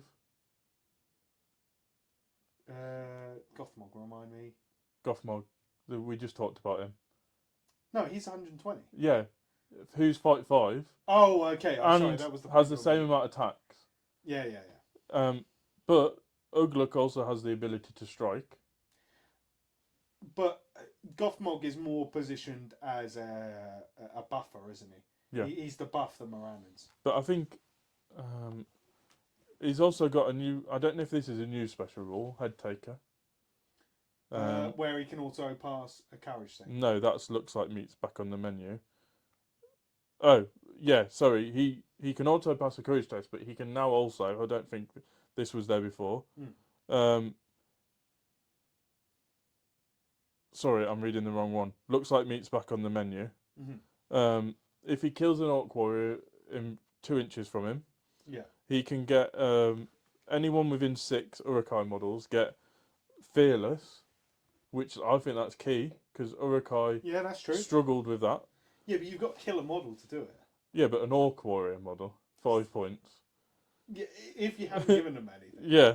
Well, you can't give them much anymore, can you? So, and then also +1 to wound when making strikes until the end of the turn. So that +1 to wound on top of the +1 to wound for animosity. Yeah, true. So Ugluk Scouts is looking like a okay list of maybe 500 points. No, I agree with you. It's a good list of points, yeah. Because obviously then all of them have got 8-inch move now without needing Malhair, because Malhair's gone. Yeah. Rest his soul. And Ugluk, I believe, is a hero of legend in that list, so he can take 18 Uruk-hai in his warband. Yeah, I think you're right. So that's a big changer, because you can have more. You're not going to need to protect. We always struggle, didn't we? We need to take this extra captain because we need to get more models in. That's true. Now you're sort of getting those extra models without spending the points. Yeah, very true. So yeah, we've just checked the rule book, and Ugluk is actually a hero of valor in Ugluk Scouts, not a hero of legend. So ignore me on that one. Reading But too many army lists, I think. but I do think it's a pretty good list at lower points, which it always was. And with those options contracting for us, I think it maybe will be one we see selected more. And the fact that one of the good Saruman legions, Uruk Scouts are a good option in it as Yeah. well. I think you could see more. But to wrap up, because I think we could go on about this for ages, and we'll cover it in a bit in terms of ideas we've got coming. But Ash wants to do some deep dives on individual factions. What are your options and stuff? And I think it'd be really interesting once we've played them as well. What do we think of the army's books overall? Ash, do you want to give a summary and then I'll give a summary? Yeah, I never owned the old books, so I can't really comment on the difference. You knew what was in them, though. I knew what was in them, so I think it's very good. Mm. A lot clearer to understand. The special rules seem to have been written in a big way, so I know Rohan, but Eowyn and Merry is now a lot clearer on Merry can do this, this, and this, and it affects the model in this way. So Eowyn can spend his might, will, and fate points as if they were her own when they're mounted. Whereas before that was a bit of a grey area. It was like, well, no, surely only Merry can't do it for himself. And that she goes up to 3 attacks. There's also a cool rule now for Gimli and Legolas, the mounted model, which he couldn't play before. Yeah. Now there's that option in place. And also he's got some cool rules where he doesn't act like a passenger. So you can move Legolas and Gimli can jump off and then move as well. Yeah. And act like he hasn't moved. So that could lead to some interesting play where you maybe... I guess a frequently asked question is, if he charges, can he get off? Because that would be quite cool if you could charge Legolas, Gimli jumps off and manage to somehow get round the back and trap a model. I mean, I think you need to push back on me if I'm going too far. Okay. For me, I almost wish this book didn't exist. if I'm being honest, because I think the thing is that, like, we have the points for everything, which there's some stuff I disagree with. I do think like Uruks in heavy armor have been particularly done over. There are a few other cases. I think dwarves have been particularly done over. But in general, pointings have stayed the same. Changes to fight skill have made sense, and so on. We do not need the team that creates these books to provide us with thematic options. I've seen the films. You've given me the points. I can make an arm. I can say, like, there is something, believe it or not, between these two ears. I've seen the films. Sure? I can say to Ash, let's do the Battle of the Pelennor, 1,000 points versus 1,000 points. Only choose things that were at the Pelennor in the books or the films. Yeah. We can do that easy. And I just think that this is mainly going to be used for matched play. And it says that these are for matched play. And I don't, as I said earlier in the podcast, I don't think it's fit for purpose for that. I don't think it works. I beg to differ. Okay, we'll come to that in a minute. I think it's too restrictive. I think there's too many big heroes and things that are only available in a few lists. And I think it's too thematic. Like the Battle of the Pelennor one with the Witch King. Only being able to take him on a fell beast. We've seen it in the films, he gets off the fell beast. I know it's killed or whatever, but what if I want to represent the army at the latter stages of the Battle of Pelennor? Well, you can dismount him after he's... Yeah, but I've already had to pay the points for it. Yeah. I just think it's too restrictive, and being as that these are specifically for match play, it's not, here is a thematic guide. Why do we have things in there like the Bree army, which is just pointless? It's just a fellowship and like 3 random people from Bree, one of which gets like a door trampled over him. Oh great, I needed a profile for that. Like, it's like beyond frustrating. I don't see, like, as thematic as people get, I don't see there being more than 5 people out there that were like, I wanted the guy that watches the door in Bree represented in a legendary legion. It's almost ridiculous. Like I mean, no, it is ridiculous. Like that Yeah. they've chosen that and not some of the other options they could have had. And if you do disagree, as this new setup is meant to represent, you're here with us in a conversation. Do let us know if you disagree down in the comments or email us. But for now, let's hear what Ash has to say on it. I just think people were going too stupid on alliances. But I feel like, yeah. Say no red alliances. I agree with you that some of it is a bit like, well, no, because, like, for example, Army of Gothmog, you can only take Morannons. Surely Gothmog had Mordor orcs in his army. I'm pretty sure you see them. Yeah, the Black Gate can only take Morannons. Surely, I think someone actually pointed out on one of the forums, Games Workshop produced an image back in the day with the Black Gate scene, and it had Mordor orcs in that picture, but you can't take them in the list. So that's what they're I'm getting rid of shooting out, like the option for someone to take bows in that army. That's what I mean. Like, it's obviously been created by a committee of people. Yeah. And it almost feels like I'm not saying this is what they intended to do, but the way it comes across is it comes across as like a gatekeeper's interpretation of theme. You know, when somebody is like that, well, actually, like it feels a lot like a bit like you with Rings of Power. No, I just left you to it. I'm not bothered about having the negativity of arguing over that. People can go watch their blooming show. I'm not interested. But like, it really does feel like, well, actually, and I think that is a good way to sum it up. I think you couldn't be trusted to play with your toys properly, so we're going to tell you how to play. Yeah, you've been doing it all wrong. You need to do it this way. Which I went on. I think they should. The list idea is a good idea in concept, but it's too restrictive in some ways. But I guess the least restrictive lists don't have as many special rules.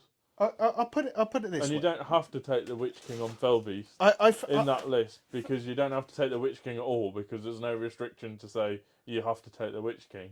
For me, it feels like we're at the Olympics and we have just watched a phenomenal gymnastics display on that horse thing. They've like been spinning through the air. The pommel horse. Yeah, the pommel horse. It's incredible athleticism. They've done an incredible job. Like, it's 10 out of 10. It is a Blum and Gold medal, and they've done all that right here. And then at the end, they've botched the landing and they've walked out to a Gary Glitter song. Like, they've completely mucked up the landing, in my opinion. Like, I don't get how that book is so good and this one is so flawed, in my opinion. And I'm not saying let's quit the edition, let's boycott the edition, because there are good armies in here. Yeah. But there are a lot where it's like, what is the point of this? Why was this included? And why can't I play this anymore? I like it in some ways, in the fact that we're not going to see the Witch King 6 times at a tournament, I don't think. But he's one. But then that's against what the game writers told us they wanted to do. They said they wanted the big name characters front and centre, and like the Witch King is up there. Maybe they're going to start telling us, well, you've been doing it all wrong. The minimum points for this game is 800, is like 40k. You can only play 1,000 points, 2,000, 1,500 points, 2,000 points, 3,000 points. Sorry. He's not even the one that's been drinking beer. They might turn around and go, well, no, the minimum is 300, 500, then the next step is 1,000. I mean, the thing that irks me, especially as we're considering being TOs, is that they could have very easily said, we've play tested this, and it's balanced. You can make a Mordor army with using the points, but you don't get a bonus. And just left that. If you want to play pure, any of the profiles. But what they've done is, and it does feel lazy, they've shifted it onto us, the community, that we need to decide whether it's balanced or not. And that is such a hard ask. I think they've done it to stop people playing people who never were together in the films. But maybe we're actually getting to the crux of the problem here, is that they've wanted to do that, but what they've actually wound Gone up doing, too far. yeah, is Dictatorship. you now can't play a pure army. Like the idea of Gorbag, the Witch King, and Grishnak being in an army. Well, Grishnak isn't even Mordor anymore. Yeah, but that's what He's I mean. Isengard. But that's what I mean. The idea of them working together 3 years before the events of the Lord of the Rings films and books isn't crazy, is it? No. They were all in Mordor at one point, and and they've done away with that even basic sort of what if. Yeah. I ultimately I am a player that doesn't just want to reenact the scenes from the films. You want to have a competitive game of Warhammer. Well, it's also the fact I'm getting a bit long in the tooth. I've been playing this game for 23 years. I thought it was longer. Huh? Looking at it. But for 23 years, I've played a lot. I did all that when I was a kid, reenacting the scenes. I don't want to do it forever. Yeah. Every now and then it is nice to sit down and play out scenario and stuff. There's models in there that you won't ever take other than using that list. I do, yeah. Grishnak only appears in Ugluk Scouts. Yeah. So does Snagger, the other orc guy. I mean, if we... Shagrat and Gorbag, you have to take them both in Sirith Ungol, is it? Yeah. You won't ever take them any other time because they're not in any other list. I mean, if we take... Let's take the emotion out of it for a second. If we take it back to just pure gameplay and also seeing a fair distribution of profiles as well. One that really struck a chord for me, a model I do own, I've not painted, so the personal effect is minimal, is Hammer. He's lost his horse. Okay, all right, then they're doing this whole over-the-top WYSIWYG thing. I don't like that, but we've probably ranted enough. But what they have done with Hammer... You've ranted enough. What they have done with Hammer is they've given him this excellent ability, which genuinely got me pretty excited to use Hammer. Yeah, the doorkeeper of something, Edoras. Which gives Dominant 2 Royal Guard. And it's like, okay, he doesn't have a horse, so he's going to be on foot. He doesn't have March. He doesn't have Strike. I think he's got Heroic Defence, maybe? Or Heroic Resolve. No, he's got Defence. Okay, he's got Defence. So realistically, you are going to want to deploy him with maybe 6 warriors with shields and then 6 Royal Guard with throwing spears, and you're going to want him to go to either hold a backfield location or go to a location and take it off someone with that dominant rule. Excellent. So what have they done? They have put him in 2 army lists that are horse dominated. Only one. No, there's 2. I'm sure there is. No, he's part of the...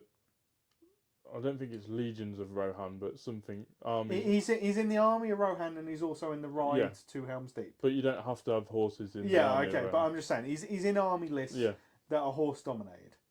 All right, again, not the end of the world. I can find a mixed arms army. I can make this work. But then what have they done?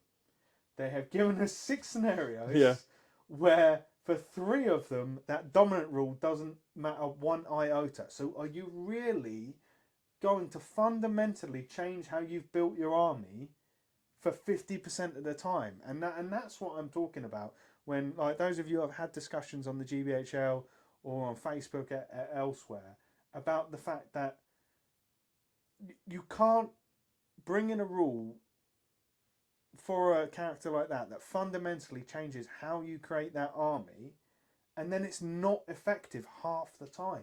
It's just not worth it. Maybe we need to go into scenario writing. I don't know. for our tournaments. I mean, we were talking about earlier. The sooner they bring out a match play guide, the better they can solve this. Yeah. But I do think we are. I genuinely fear, mate, that we are going to be waiting well over a year for a match play guide. Just not because the team don't want to bring it to us. They know as well as we do, I think, that it would be good. Yeah. But because it's probably time constraints. No, it's the printing restrictions. Yeah. They like if you like. I don't know why. Give us a PDF. Yeah, they won't do that. I don't know why we as a community like pay so little attention to the shareholder reports that they put out. Like in 40K, it gets reported on all the time. But they've said time and time again they make more money out of books. Yeah, because they make you have so many. Yeah. Than they do anything. Yeah, but it's because of the fact that this like you know, because of all the packaging and stuff, this costs like a tenner or whatever to make. Yeah. And this literally costs like 50p. And that one of their biggest problems is they can't get suppliers to print to the quality they expect in the numbers that they need quick enough. I do think getting a match play guide, which they sell, they sold the last one 12 quid, I think. Yeah. Probably a huge markup. It's been out of stock as well for a long time. But still, like a third of the price of this, isn't it? It's probably not a priority. But anyway, one thing I remembered just then. Yeah. Throwing spears. Yeah. New rule on throwing spears. Another Rohan rule. No, but it's not just Rohan. It's the whole. The 33%. Oh, the 33%. So now you can only have 33% of your army with throwing spears. So I need to remodel my whole of my Royal Guard because I can't use them all with throwing spears. Yeah. Have you still got the arms though? Yeah. Okay. You can the glue on like spears, so you can swap them for swords. Okay. And also Rohan rule, but they now get a special. They can use the throwing spears as spears, which is finally. All right. Let's wrap this up, else we could go on forever. You hate it. No. Okay. I think it's okay. I want to say, does this ruin the edition? No. I'm going to be playing the edition. You can see I've gone out my way to buy a copy. But I do think these books are a massive disappointment for me. I think the rules make it worth playing. Okay. Even if we don't know how good this film is going to be, but let's say it turns out to be an absolute bust. Detach yourself from that. Attach your own inner lore to these models. We're going to have a fun time. It's going to be a fun game to play, and if all you want to do is stick with the original Lord of the Rings sculpts, we still have them. We still have all those models. Play these games, you're going to have a great time, and with this rules pack I think you're going to have an even better time. We can write scenarios. There's nothing that can't be fixed. I think this is a massive disappointment. You can write your own lists for games with your friends. And within that list you can have a Witch King with 1 attack, and you can have a Ring Wraith with no attacks. A score out of 10 for me, it's a 4 out of 10, because it's 4 lists per book that I'm actually interested in playing with. Okay. What about you, Ash? I think that's a bit harsh. Because you're basing your whole opinion on the lists. But that's what's in this book. What about the new cool stuff that they've given, like... That's all in the other book. Oh, what? Special horses. I know you're not the biggest fan. I don't care for special horses. Like, heroes now... Heroes are a lot more of a... Oh, yeah, I'll choose a named hero over having a captain of Rohan. I don't know. I just think that it's too restrictive. What I think they should have done to make this let's turn it around. What could have made this an 8 out of 10? They didn't like the ridiculous ally. Get rid of allies. Yeah, okay. So get rid of allies. Have this exact same book with your legendary legions, and then have pure legions as well. You can take the whole of the list. Yeah. If you take Boromir the White Tower, you can't take Elisar. Have those basic restrictions, but keep the pure lists. I don't see any reason why I shouldn't be able to build a Mordor list, which is Mordor a year before the events of the Lord of the Rings.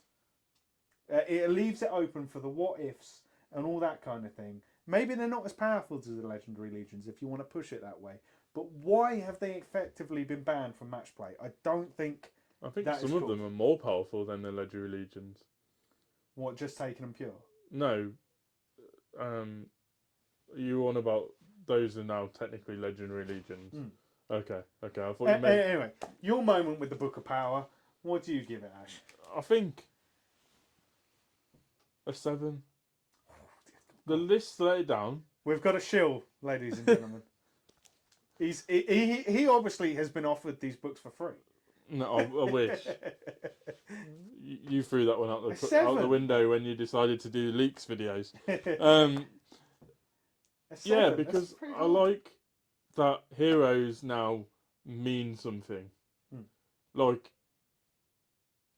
I would more likely take a named hero over a Rohan captain, for example. I'm talking Rohan because I know them. I'd take Gamlin or Hammer over a Rohan captain because they give you that extra buff, extra fight skill, and they're not that much more expensive than taking a captain.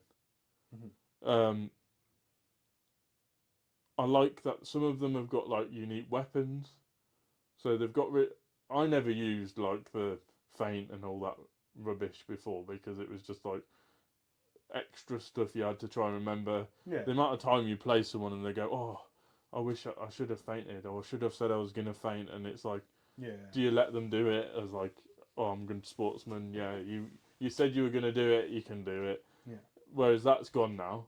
Some people are upset. I think it's a good thing because it makes it simple. Why do you need to have all these stupid rules with a sword, for example? Obviously, it takes away. Why would you have an axe? But in real combat, an axe and a sword are going to do the same thing. Yeah.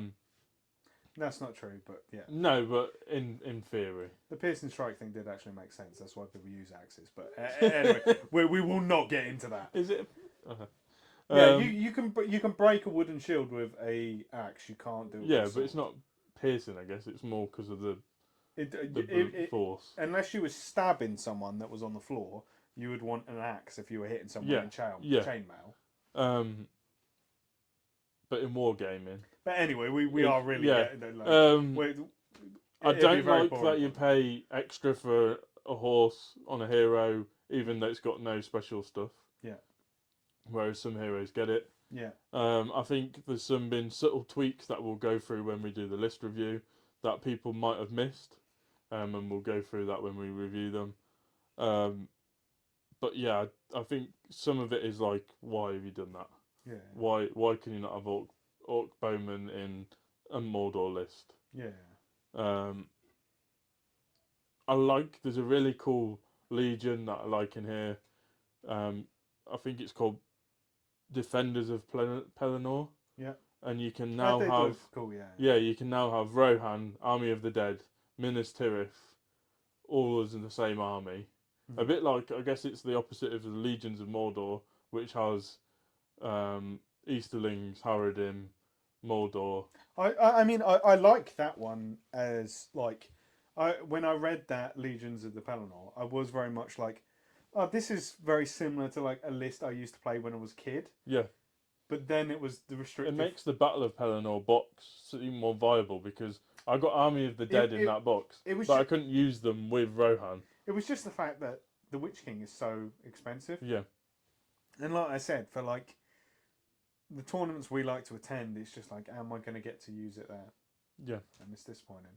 Anyway, okay, we need to wrap this up so we can move on to the next thing. So 7 by me. 7. So that gives 4 by you. So that gives us 5.5 out of 10 for this book. Well, for the Armies book, and for the rule book, I think we were on 8.25 because you were 8.5. So I was right. This one's much better. Anyway, that's given you hopefully. Well, it's going to be much better because that's hopefully given you a balanced view, though. You know, I'm fairly negative on that book, but we're not negative about the edition, are we? I think it's going to be really cool. Yeah. I'm really, really excited about it. Don't let the armies thing get you down. I think, like, we've always said that getting to know your local TOs and going to tournaments you're excited about, ran by people that you trust, is more important. and the things that are in these can easily be overcome by your TOs making a few subtle changes. Yeah, I think it's a good time as a beginner to get into it. Definitely. Because the playing field is going to be somewhat leveled. There is going to be that aspect that if you've been playing a long time, you've got the wargaming mechanics laid down in terms of how to play the mechanics of the game. But yeah, I think it makes it more beginner friendly, like saying, right, these are your lists. Yeah. You're not going to then come up against someone who's gone, well, I'm going to have this guy, this guy, this guy, and it's got this special rule, this special rule, this special rule. It's a bit like the detachments in 40k now, where here you go, this is your special rules, these are your stratagems, these are this, this, and this that you can use. It's a lot less for a new player to remember every single special rule that every single thing has. Yeah, it's a bit more. I think we can wrap that up into, you know, like the more formulaic way of rules writing. It is much more linear and easier to understand. You haven't got to search for your rules. But moving on to sort of, I think the hot topic for those who want to get into the game, I think, is the Lord of the Rings, the War of the Rohirrim box set. And Ash, I mean, you hadn't seen these models until today. What do you think? No, yeah, I haven't had a chance to buy it because I've got a wedding to pay for, so I'm a bit poor at the minute. But I think you've been handling the models. The models they just look so much cooler. I mean, these Rohan ones. I don't know whether they're going to 40k levels of detail and it's going to take an ages to paint. I know you said it's taken a while to put them together. They were. I do have to say, like, for a beginner box set, these are not beginner models to make. These are difficult. They were taking me, like, you know, I am quite on it in terms of dealing with mold lines, and these weren't terrible or anything. But because of the true multi-part nature, and it's like the new Games Workshop, not like, you know, choose an arm, choose a leg or whatever. It's the multi-part that allows you to get these dynamic models. They did take a long time, like 10 for a warrior. These were taking me about 10 minutes each. I was watching TV, so, you know, it was going a bit slower. But like the old models were less than 60 seconds, weren't they? It was cut them off, glue an arm on, and get you the no mold longer lines got off. like the slit in your base. But these Rohan models are incredible. It gives a lot more room for customization. Like you can chop a hand and move a spear. Definitely, I'm going to be making because I need an on-foot banner bearer for my Rohan traitors. I'm going to be converting a swordsman so I don't lose one of my spearmen. I think into a the armor looks a lot more defined, a lot more detail on the armor. I just think they're incredible. The belts. I mean, even look at these wild men; they just look. The shields have actually got the wood ingraining on the shield, whereas they didn't have that before. Don't you think the horses are bigger? I think they're massive. I'd like to compare that to the Rohan Hero horse, because I think this is meant to be more of a Shire horse. Well, I've got Wolf. I don't want to step out of shot, but I've got Wolf's horse about, and he's also pretty big. Yeah, so I'm thinking that the Dunland horses are, like I said in the video we did. Yeah. If you haven't watched it, go and have a look. That these are more like Shire horse style, bigger horses. But I haven't built the Rohan heroes yet, but their horses did look bigger as well. I just think these models are phenomenal, and even like the wild men, like that's what I was saying. They look so good. Did I get the guy with the axe out? No, I haven't. Like there's loads of good detail on the boots. I really want to buy some now. Thanks for that. I mean, Wolf. I think his pose is a bit over the top, but he's a lovely model. Yeah, he's doing Michael Jackson, isn't he? I mean, I don't think it's defensible as a pose in sort of Tolkien's believable world. I mean, he's launching himself in completely recklessly, opening himself up entirely. If he misses that strike and doesn't kill the person he's attacking, he's definitely dead. But putting that aside, the pedantic part of my nature, I do think it's great. I think the fur is excellent. The cape is excellent. The face is a little bit anime, but I think with a subtle paint job on it, it's going to be no problem. What's really good, like having the separate cape, arms, and things, you're not getting that like where on older models you had like the plastic was filled in. You're having like that definition of separateness, if that's even a word, where you're actually seeing the cape is actually a separate element and it's not molded into the plastic. Yeah, yeah, definitely. I mean, like the spear guys here on the old, like on Orc Warriors, that bit there would be filled in and yeah, you'd have to like paint it black, whereas this now actually has that definition that is but not connected. in summary, I would say, because this is my set, so I've spent more time with it. You get the 2 Rohan houses, great kits. I do think with just 2 of them, you are like, you know, you may have seen all these various designs people have done. You are limited, and to be honest, you're probably better off just building them as 2 little houses. I'd like to see more terrain to make the game a bit more playable. I think if you double up, if you can find somebody that doesn't want them on eBay or elsewhere, and buy another 2 houses, then you've got some options. You can make some medium-sized houses. Yeah. I'm going to try and do that because I already had 1 house. I think that's great. I think 48 plastic warriors of this quality. That enough. Like, stop listening to the video. Go order the box now. Their own, if you 25 quid, are they 25.70 yeah, or something they're from just, like your local game store? they're fantastic. I can't sing the praises enough.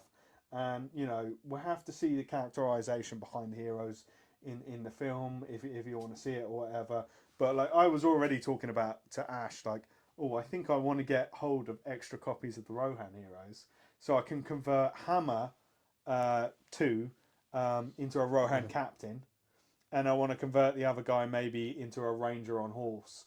They're just like, if you've got a little bit of model experience with green stuff and just simple hand swaps and head swaps, plastic options opens up so many options. Yeah. Honestly, if you're thinking about getting into the game, you need the rulebook anyway. Definitely buy this. Get it before it goes out of stock. I'm not going to plug them again. You know who our local game store is. We're friends with them. That's why we recommend them.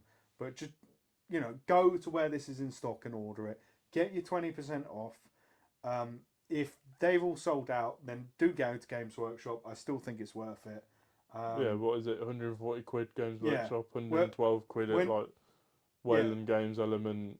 We're not being paid or sponsored. This is just the best value Middle-earth strategy battle game box they've ever released, in my opinion.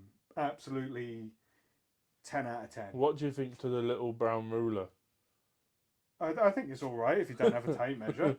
You do get this weird. I remember watching I watched the Conquest Creations like. Why are you name dropping much bigger channels? Oh. They don't need us helping them. But like, he just like chucked it to the side and said, "Buy a tape measure," which I know. I think the fact that you get. I mean, it's like with the dice, the low quality dice. It's quite nostalgic. Yeah, but it's just the fact that, you know, little Jimmy and Johnny, they get this for Christmas. The brothers or sisters, they get it. They want to get into wargaming. They can play games with it straight out of the box. With this, it's out of reach, but that excellently printed War of the Rohirrim thing, it's got scenarios in it and stuff. Yeah. They can play straight away. They've got everything. Yeah. It's like the days of old where you used to get the whippy sticks. Yeah. In 40k. I genuinely can't fault it. I think, like, you know, my partner, you know her obviously. Yeah. She even said to me, "Oh, that's." I thought she was make believe. Yeah, no. She even said to me, "Oh, that's a really nice looking box. It is, isn't it? Look at this artwork. I can't fault it." That's why I wish that was on the front of the rules manual. Yeah. But no, I genuinely can't fault it. If you want to get into the game, this is the way to do it. If you're an established player, you know, you can, like Ash, you can weigh up the pros and cons of, do I genuinely need these models? For me, like I said, I'm going to play the Traitors one. Now you've said that, I want to do a Traitors army, but we can't both have the same. We can. Because we get fed up of playing each other. I mean, it's just super cost efficient, isn't it? If you take out the cost of, so let's say you get it for 115. Take out the cost of the rule book. Take out the cost of the houses. You're looking at 70 quid plus the dudes from Forge World, 38. So £110 and a ready to go army. Is there any other army that's that cheap? with this quality.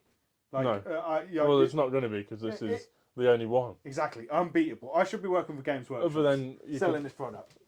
It'd be interesting to see flipping it and how can you build a Rohan army from it. And my guess is you probably can't. You can, the defenders, but you need cavalry added onto it. Yeah, exactly. You could easily now. I could. It's on to sort of something for our hardcore fans, our subscribers. Which, if you're still not a subscriber, I know over 80% of you who watch our videos aren't subscribers. We'd love you to join us for further conversations and more chat like this. What we're going to be talking about now, and probably a bit shorter, is a bit of a channel update, really. So, as you can see, this is a bit of a different setup for us, and this is something that we are hoping to do in future for, like, you know, the podcast edition. And that sort of brings me on to, in the last 3 months, we've sort of changed the output we've been putting out. And it has been far more popular. We have had way more engagement from you guys and girls and everybody in between since then. And that's been great, really, because... We love it. I love having the conversations with people. That hearing everyone's feedback, and it really gives us a bit of a purpose. I mean, it's taken us a while to get there, both like technology-wise, like obtaining it, and knowledge-wise, to have a setup that reflects what we originally wanted to do when me and Ash sort of formed the partnership from me doing it alone. But we are here now, and it's always been intended that it's me, him, and you over there at the camera. Friends having a chat. That's what we always wanted. So to bring that back around, we are going to be producing, for sure, 2 types of content moving forward. I know we've had the shorts platform, which didn't end up being short. Yeah, but it was shorter than a long form. But the long and short of it, if you'll forgive the pun, is we are, and hopefully our Spotify listeners and you people are so loyal, and you are the absolute foundation of our fan base. And thank you so much for sticking with us for, like, if you've been with us from the beginning for like 3 years, we are not going anywhere, and we will never ever stop supporting the Spotify platform ever, because that is how this all started. So we're going to continue to produce our long form content, which is what this is. Yep. And yeah, it is video available, but, like, you know, you can watch videos now on Spotify. I guess most people would probably listen to us in the car. Yeah, but I think what we've done today, you know, what we've done in the past, it's perfectly workable to listen to it. You know, there's the occasional thing that maybe you might want to look at the video later. But so we are going to continue to produce our long form podcasts, which will be between 1 hour and 2 hour. We know that's where you like it. That's where we're going to keep it. And then we are going to produce our short form content. And that is going to be everything that is reactionary. I think deep dives can probably be podcasts. But if it's like this new thing has happened, that's going to be short form. We're going to have to think about how we brand it. But that's essentially going to be the separation. Is it over an hour? It's a podcast. Yeah. It's going to be me and Ash talking about it. Is it 20, 30, 10 minutes? That could just be me. That could be Ash. It's stuff that we need to get out quickly to stay relevant, and that's going to be around releases. And the reason we're going to do that is because that content has proved incredibly popular on YouTube, and that's helping increase our reach. And I hope you appreciate us being open about why we're doing that. We do also enjoy making that content. Yeah. It's nice when something happens on the day to be able to go and give a quick reaction. So it's not like we're totally selling out just to bring people in. I think our reaction videos probably will still be both of us. Yeah. Because we like to give our opinions. It's always the like ideal. The additional stuff that we've got in the pipeline, which is we don't want to reveal too much, but it's going to be a bit more like informative on the game, tournaments, things like that. I don't think we're going to take away our tournament review things. Obviously, no, we probably might not go to any as much. No, sorry, Ash, that was a slight mistake. I was going to talk about this, the fact that we obviously have been to quite a few tournaments. No, I know where you're coming from in there because we have discussed this. Basically, we are still going to review tournaments like Ash was saying, but they are going to become much shorter content. I know, like, this upsets me a little bit to actually sort of announce, because I know some of you have really, really enjoyed our, like, you know, entire episode tournament reviews, and I am genuinely sad to disappoint you, because everybody that's written to us or everybody that's commented on it, or even just, you know, added to those views, I feel like we're letting you down a little bit, and I am genuinely sorry that maybe a bit of content you enjoy is going away, but we are going to unfortunately stop doing those full 2 hour or hour long episodes, and it's going to be more, here is a highlight of a tournament. Here are the key points, here are the key games, the most interesting ones. You know, maybe it will entail one of us still going through a 15-minute review of an individual game because it was interesting and it was stimulating, and I hope that does still sort of, you know, appease that bit of the appetite. I think we'll still keep our key learning lessons and points in there, and obviously our review system of the tournament, but it'll just be less in depth. I think the thing is that to keep notes and keep the memory of those tournaments and go through them in the extreme level of detail we are, even though sometimes it wasn't always maybe the most interesting game, it's a high level of effort, and you, on the whole, you know, we're talking like 80-90% of you do seem to be more interested in other things, and we want this to be a conversation, not, you know, a meme of that guy where he's chatting away and the girl looks completely disinterested. You know, that is part of the conversation, is stimulating the other side, and that just doesn't seem like it's quite doing it for the level of effort. And also, we want to be unique, don't we? And now we have the opportunity of a better camera, of better microphones, and better experience.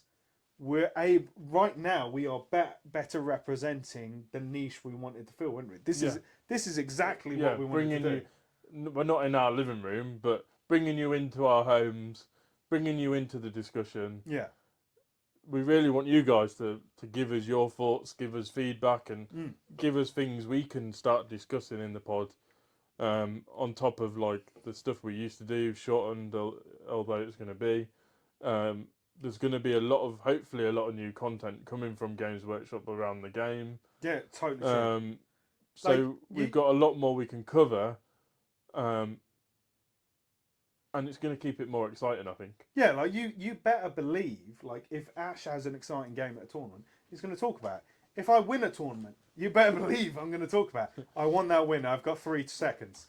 But what happened at the last tournament, Sonny?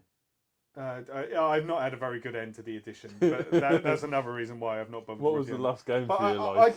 I do also think the other thing is, though, that, and it's not your guys' fault, but it's sort of become almost like a bit of a weight that you go to a tournament and I've got to do a review. Yeah. And like, if you've had that tournament and you've not done that well, and there wasn't that many interesting things that happened, like, it's not that exciting to record, is it? No, and we've got other content we've always wanted to add in, and exactly we're starting to do that. We're obviously starting to invest more into the pod, like. Which Ash has sort of touched on, and now we're going to move on to, is that, you know, if you wanted to be a MESBG creator up until now, which I hate that term, I feel like we're just members of the community. You're an influencer, Sonny. No, shush. We're just members of the community that have got a big mouth, haven't we? One of us, anyway. Anyway, up until now, you've sort of had to look for content. What am I going to do? And now content is coming for us. Like, I think a really good template, if you want to know what we want to do for the next 12 months, is if you've ever watched Squarespace and their tournament reviews with the Honest Wargamer, and I forget the Canadian guy's name. They're one of my favourite podcasts ever, and like just the reporting on the developing of the game alone over the next 12 months, I think would be more than enough content for us to produce one of these long form podcasts every single month. And then there's the fact that we're going to be doing tournaments, which sorry, we'll get on to that in a minute. But yeah, we've just got so many things planned for this year. I mean, we want to give it a go, don't we, Ash? Yeah, and we want to give you more content, and we want to not just stick to this niche of the tournament reviews, but we want to give you more content into how we're developing as players, along with the new edition, how that's developing. I think we want to give you like tournament reports. Battle reports. Sonny's had too many beers. We want to give you battle reports. We want to give you like, which is something we are like really looking at setting up, like logistically, because the thing is, like, we could easily get our phones and we could do, a battle report. I know people do that, and that has its niche, but it's not how we want to do things. No, we've always been about giving you high quality stuff. Yeah, which like, I know this is like our first attempt at what we're doing here. There's shadows, the lighting isn't absolutely perfect, but you better believe in 12 months this is going to be perfect, because that's how we do things. But I quite like it because it gives that more homely feel. We're inviting people into your house. Not literally, please don't turn up.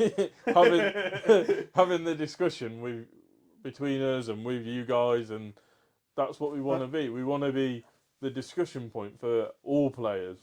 We don't want to just be for like the top players or the bottom players. We want to be for everyone. Well, I think who loves this hobby, not just even people going to tournaments. I totally agree. Casually, which is another pivot that we're kind of gonna do, is that, you know, up until now there's been a lot of talk about the GBHL this, the GBHL that, and we're not like, the GBHL is an excellent organisation, and I do think if you want to get your tournament out there, that is the best way to do it. For the tournaments we're going to be hosting throughout the year, which we have applied at present for 6, 3 for Ash, 3 for me, and we've got plans for more. They're all going to be GBHL registered. We don't want to slight them in the slightest. Excellent organisation, doing a really good job. But we also appreciate that half of you who are listening aren't in the UK, and then not all of you in the UK are necessarily tournament players. So we're going to stop going on about it as much outside of tournaments. You know, in terms of news and reporting on it, I think there's more interesting things we can focus our time on. It's purely gonna, you know, if you want to know who is 1, 2, 3, 4, 5 in the GBHL league, there's other places you can go for that content, and it's not going to be here. We're gonna stick to our niche more rigidly, aren't we? Which is those of you who go to 1 to 12 tournaments a year, and you want to make the most out of it. And those of you who are thinking about going to tournaments as well, we want to encourage you to. And maybe, you know, when we get onto the battle reports, you know, that's content that anybody can enjoy, like Ash is saying. Yeah, and we might not just concentrate on match play battle reports. We might bring some of those themed scenarios in there, and as we've got armies here where we can do themed lists from the new film. My plan is to buy more armies and get us more stuff in terms of army levels, so that we can bring those battle reports.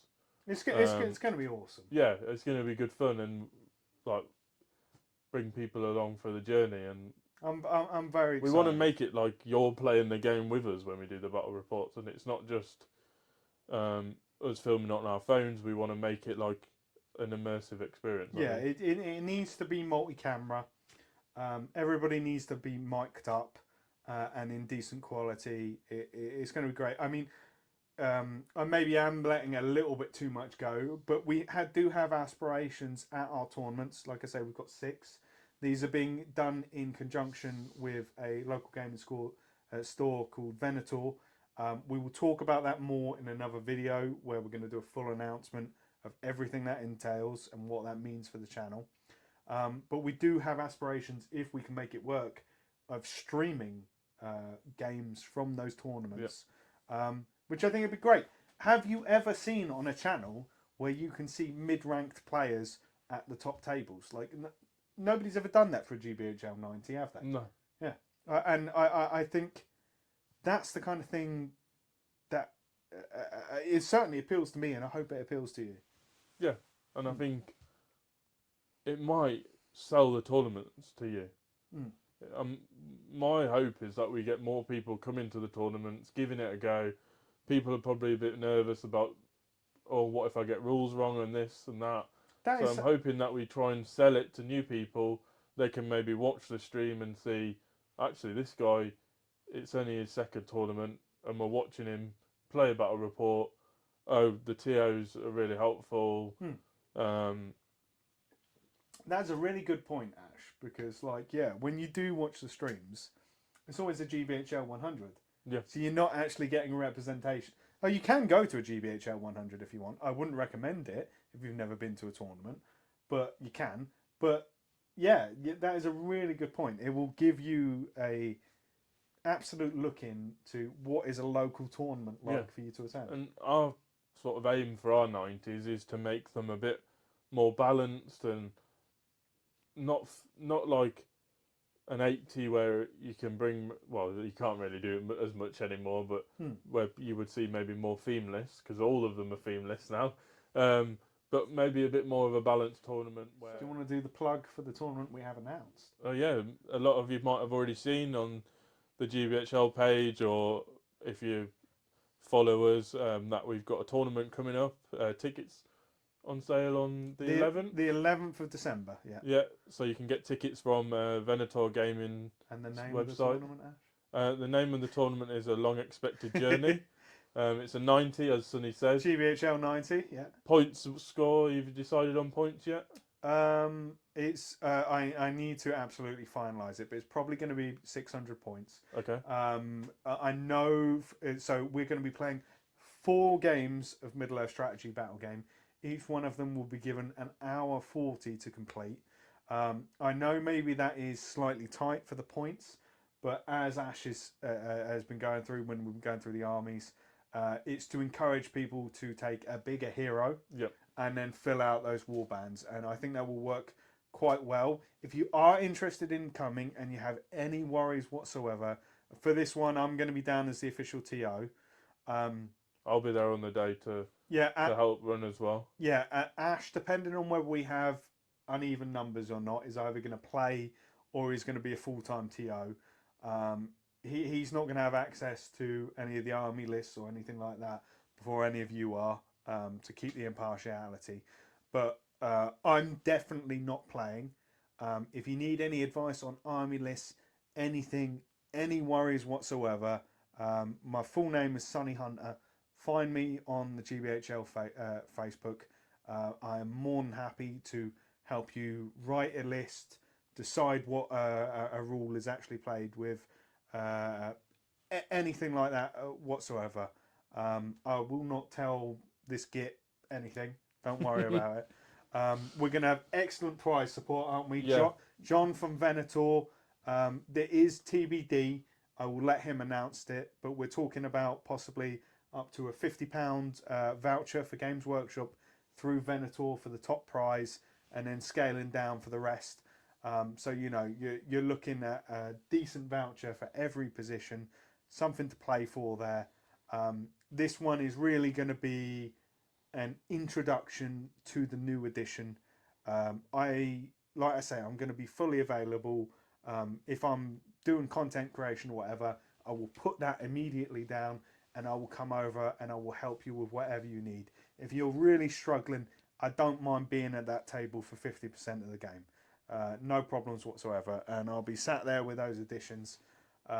helping you in whatever way I can. I just genuinely want it to be a really welcoming environment for new and old players alike to enjoy the new edition. No pressure.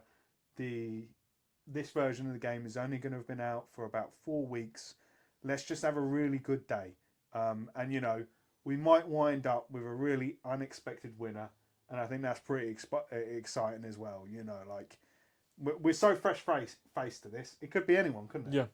Yeah, and I think, obviously, if people are local to the tournament and they want to maybe have practice games, I'm more than willing to meet people at the store and have a quick practice game to learn the edition. Obviously, me and Sonny are both new to this edition as well. We're going to get quite a few games in there, aren't we, before the tournament? I want to cram. We really know the rules.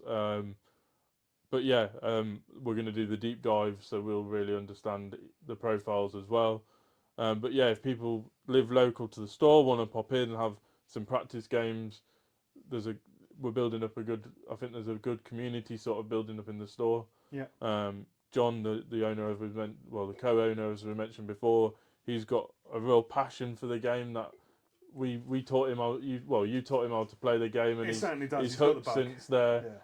Yeah. So they're going to really cater for Middle Earth in that shop.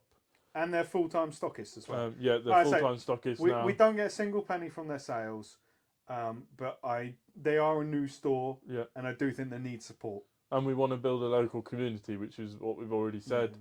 We were looking for a store that we could do that in, and it just so happened John and his partner Dan have opened the store. John's running the tournament scene is why we know.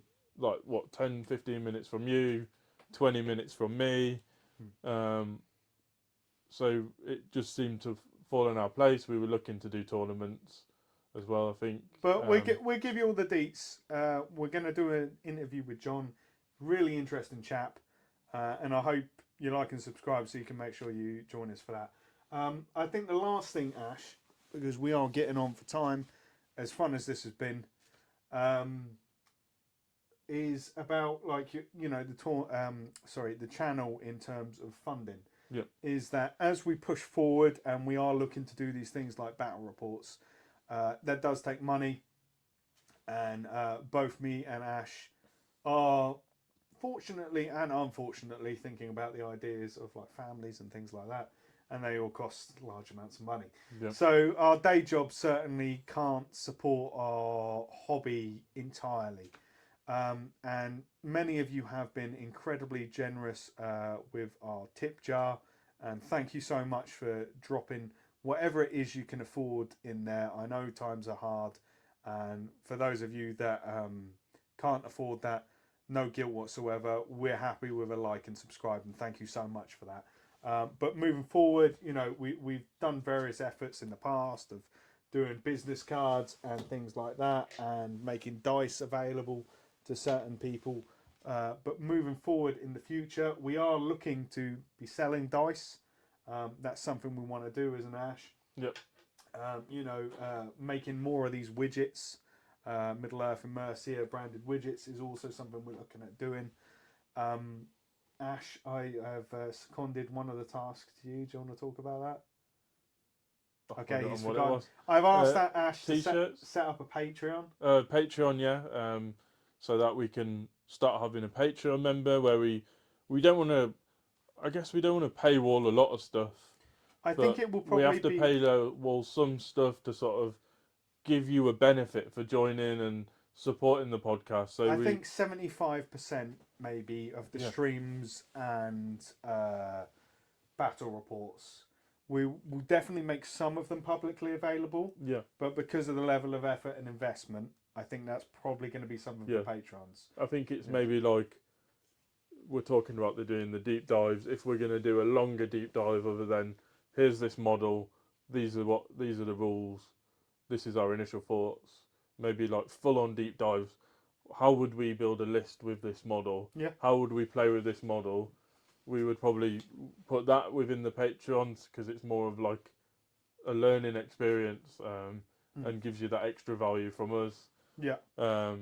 But yeah, the Patreon is the first sort of step that we're going to look towards in the future. And we're also going to be making, we've sort of found a way that we can cost efficiently deliver t-shirts direct to your address.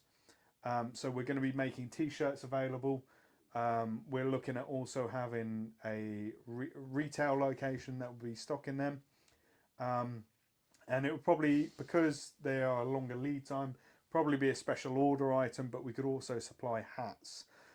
So if you are interested in any of these, if you're interested in dice, if you're interested in widgets, if you're interested in shirts or hats, and you want to express your interest in that, if you can let us know on our email address, middleearthinmercia@gmail.com, then we can make sure that you're among the first to receive that kind of merchandise. But if you're in no rush, these things are going to sort of become a click and add to cart sort of thing, aren't they, Ash? And I think the new t-shirts I'm excited for. Yeah, they look really good. Really cool t-shirts. So we've hopefully we can unveil them soon. Yeah, I mean, you've seen our hats and stuff before. We've learned from, like, you know, what is a cool idea and what looks nice and what is clean and what is cost effective, and we've sort of learnt about that. And I'm hoping that we can offer the t-shirts at like a price delivered that is really appealing for those of you who are interested in that kind of thing. And like I say, the Patreon, I think the sort of content you can see over there when we do get to that, that's not going to be an immediate thing. It's going to be like where we're really pushing the boat out, like doing a battle report, which, you know, maybe it's probably 6 months to 12 months away, where we're probably thinking that is going to be the step beyond. But for the time being, if you feel excited about what we're saying, you know, putting in a request for dice is a really good thing for the channel. If you don't fancy doing that, drop in £3, I think it is the minimum donation in our tip jar. Also is a really generous thing to do. We will make sure we give you a shout out on the channel, every single person. I do just want to reassure those who do consume our content for free and would like it to remain that way. Our podcasts will never ever be put behind a paywall, will they, Ash? no. And they will always be available on Spotify and YouTube and the other podcast providers. And the vast majority of our short form content, I can't see any reason why that's ever going to go behind a paywall either. No. We made that as a commitment when we started out, and that's always going to remain. You will not have to pay to listen to podcast episode 100 any more than you have to pay for podcast episode 20 right now, and that is a firm commitment to you, our fans, who to be honest have given as much back to us as we've put out into the world, and we really appreciate it. It's really cool to start seeing those comments come through, or even go to tournaments and like we're starting to talk to people who are like, oh, actually, yeah, I know the podcast. Well, people. I was quite offended though. One person didn't realise I was on the podcast. But just thought I was wearing the t-shirt and promoting it for fun. People have been recognising me for a couple of years, mate. Yeah, but that's not for the reasons you think. So yeah, I think obviously times are hard. We're not going to start charging people for this content. But if you could like and subscribe, maybe share it with your friends, even just a simple comment on the YouTube, or send us an email. Are you liking the new edition? Are you liking our content? What are your thoughts on the new edition? What are your thoughts on Army Lists? Who do you think is going to be the best new big character that people are going to want to play? I tell you what, Ash, the number one thing you could do to support the podcast right now is on the 11th of December is buy a ticket for our tournament. We have 30 tickets available, but if we can sell more, we will move heaven and earth to sell more. And that is directly supporting the content, because anything that we make in a term of profit from our tournaments is going to be directly reinvested here, isn't it? Yeah. And John, I think, is probably doing much the same in terms of improving his facilities. Yeah, John wants to hammer the tournaments and hammer building a community around his store. Obviously, we've I got the think interview coming out soon. You'll see how passionate that guy is about not. He's not passionate about it being a business. He's passionate about it being a community and yeah. a place people can go and play games and meet like-minded people and have fun. And that's what we want the tournaments to be. I think it's already like the best venue in the Midlands. Yeah. And he wants to make it better. So please do come and join us out there. So that's about it from me. Ash, do you have anything you want to close out with? Yeah, like I always say, like and subscribe. Let us know your thoughts on the new edition. I know most of you won't have it yet, but when you get it, let us know. Who do you think is going to be the best hero and which list are you going to play? And also, if you're nervous about coming to a tournament, then definitely sign up to our tournament and we'll make you feel more than welcome. Like we say, we've got 6 planned for the year. We're going to do a lot more than that, especially trying to bring new people in and old people. We're obviously going to create... Not decrepit. No, not decrepit, but old players. And look forward to meeting you all over the next 12 months and going on this new unexpected journey.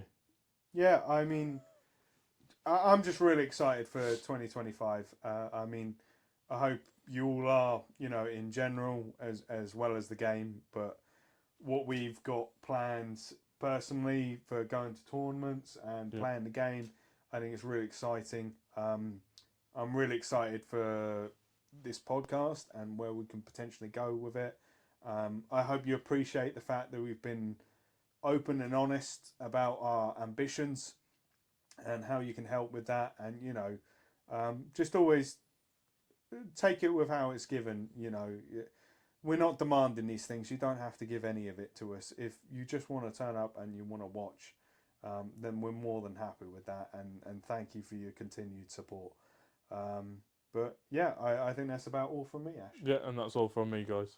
All right. Cheers, everyone. I really hope you've enjoyed this format. We'll definitely be doing it again. I don't normally get to drink on the podcast, so that's been excellent. Maybe next time it's at Ash's and you'll see him drinking a daiquiri or whatever it is he enjoys. All right. Cheers, everyone. Goodbye. Cheers, everyone.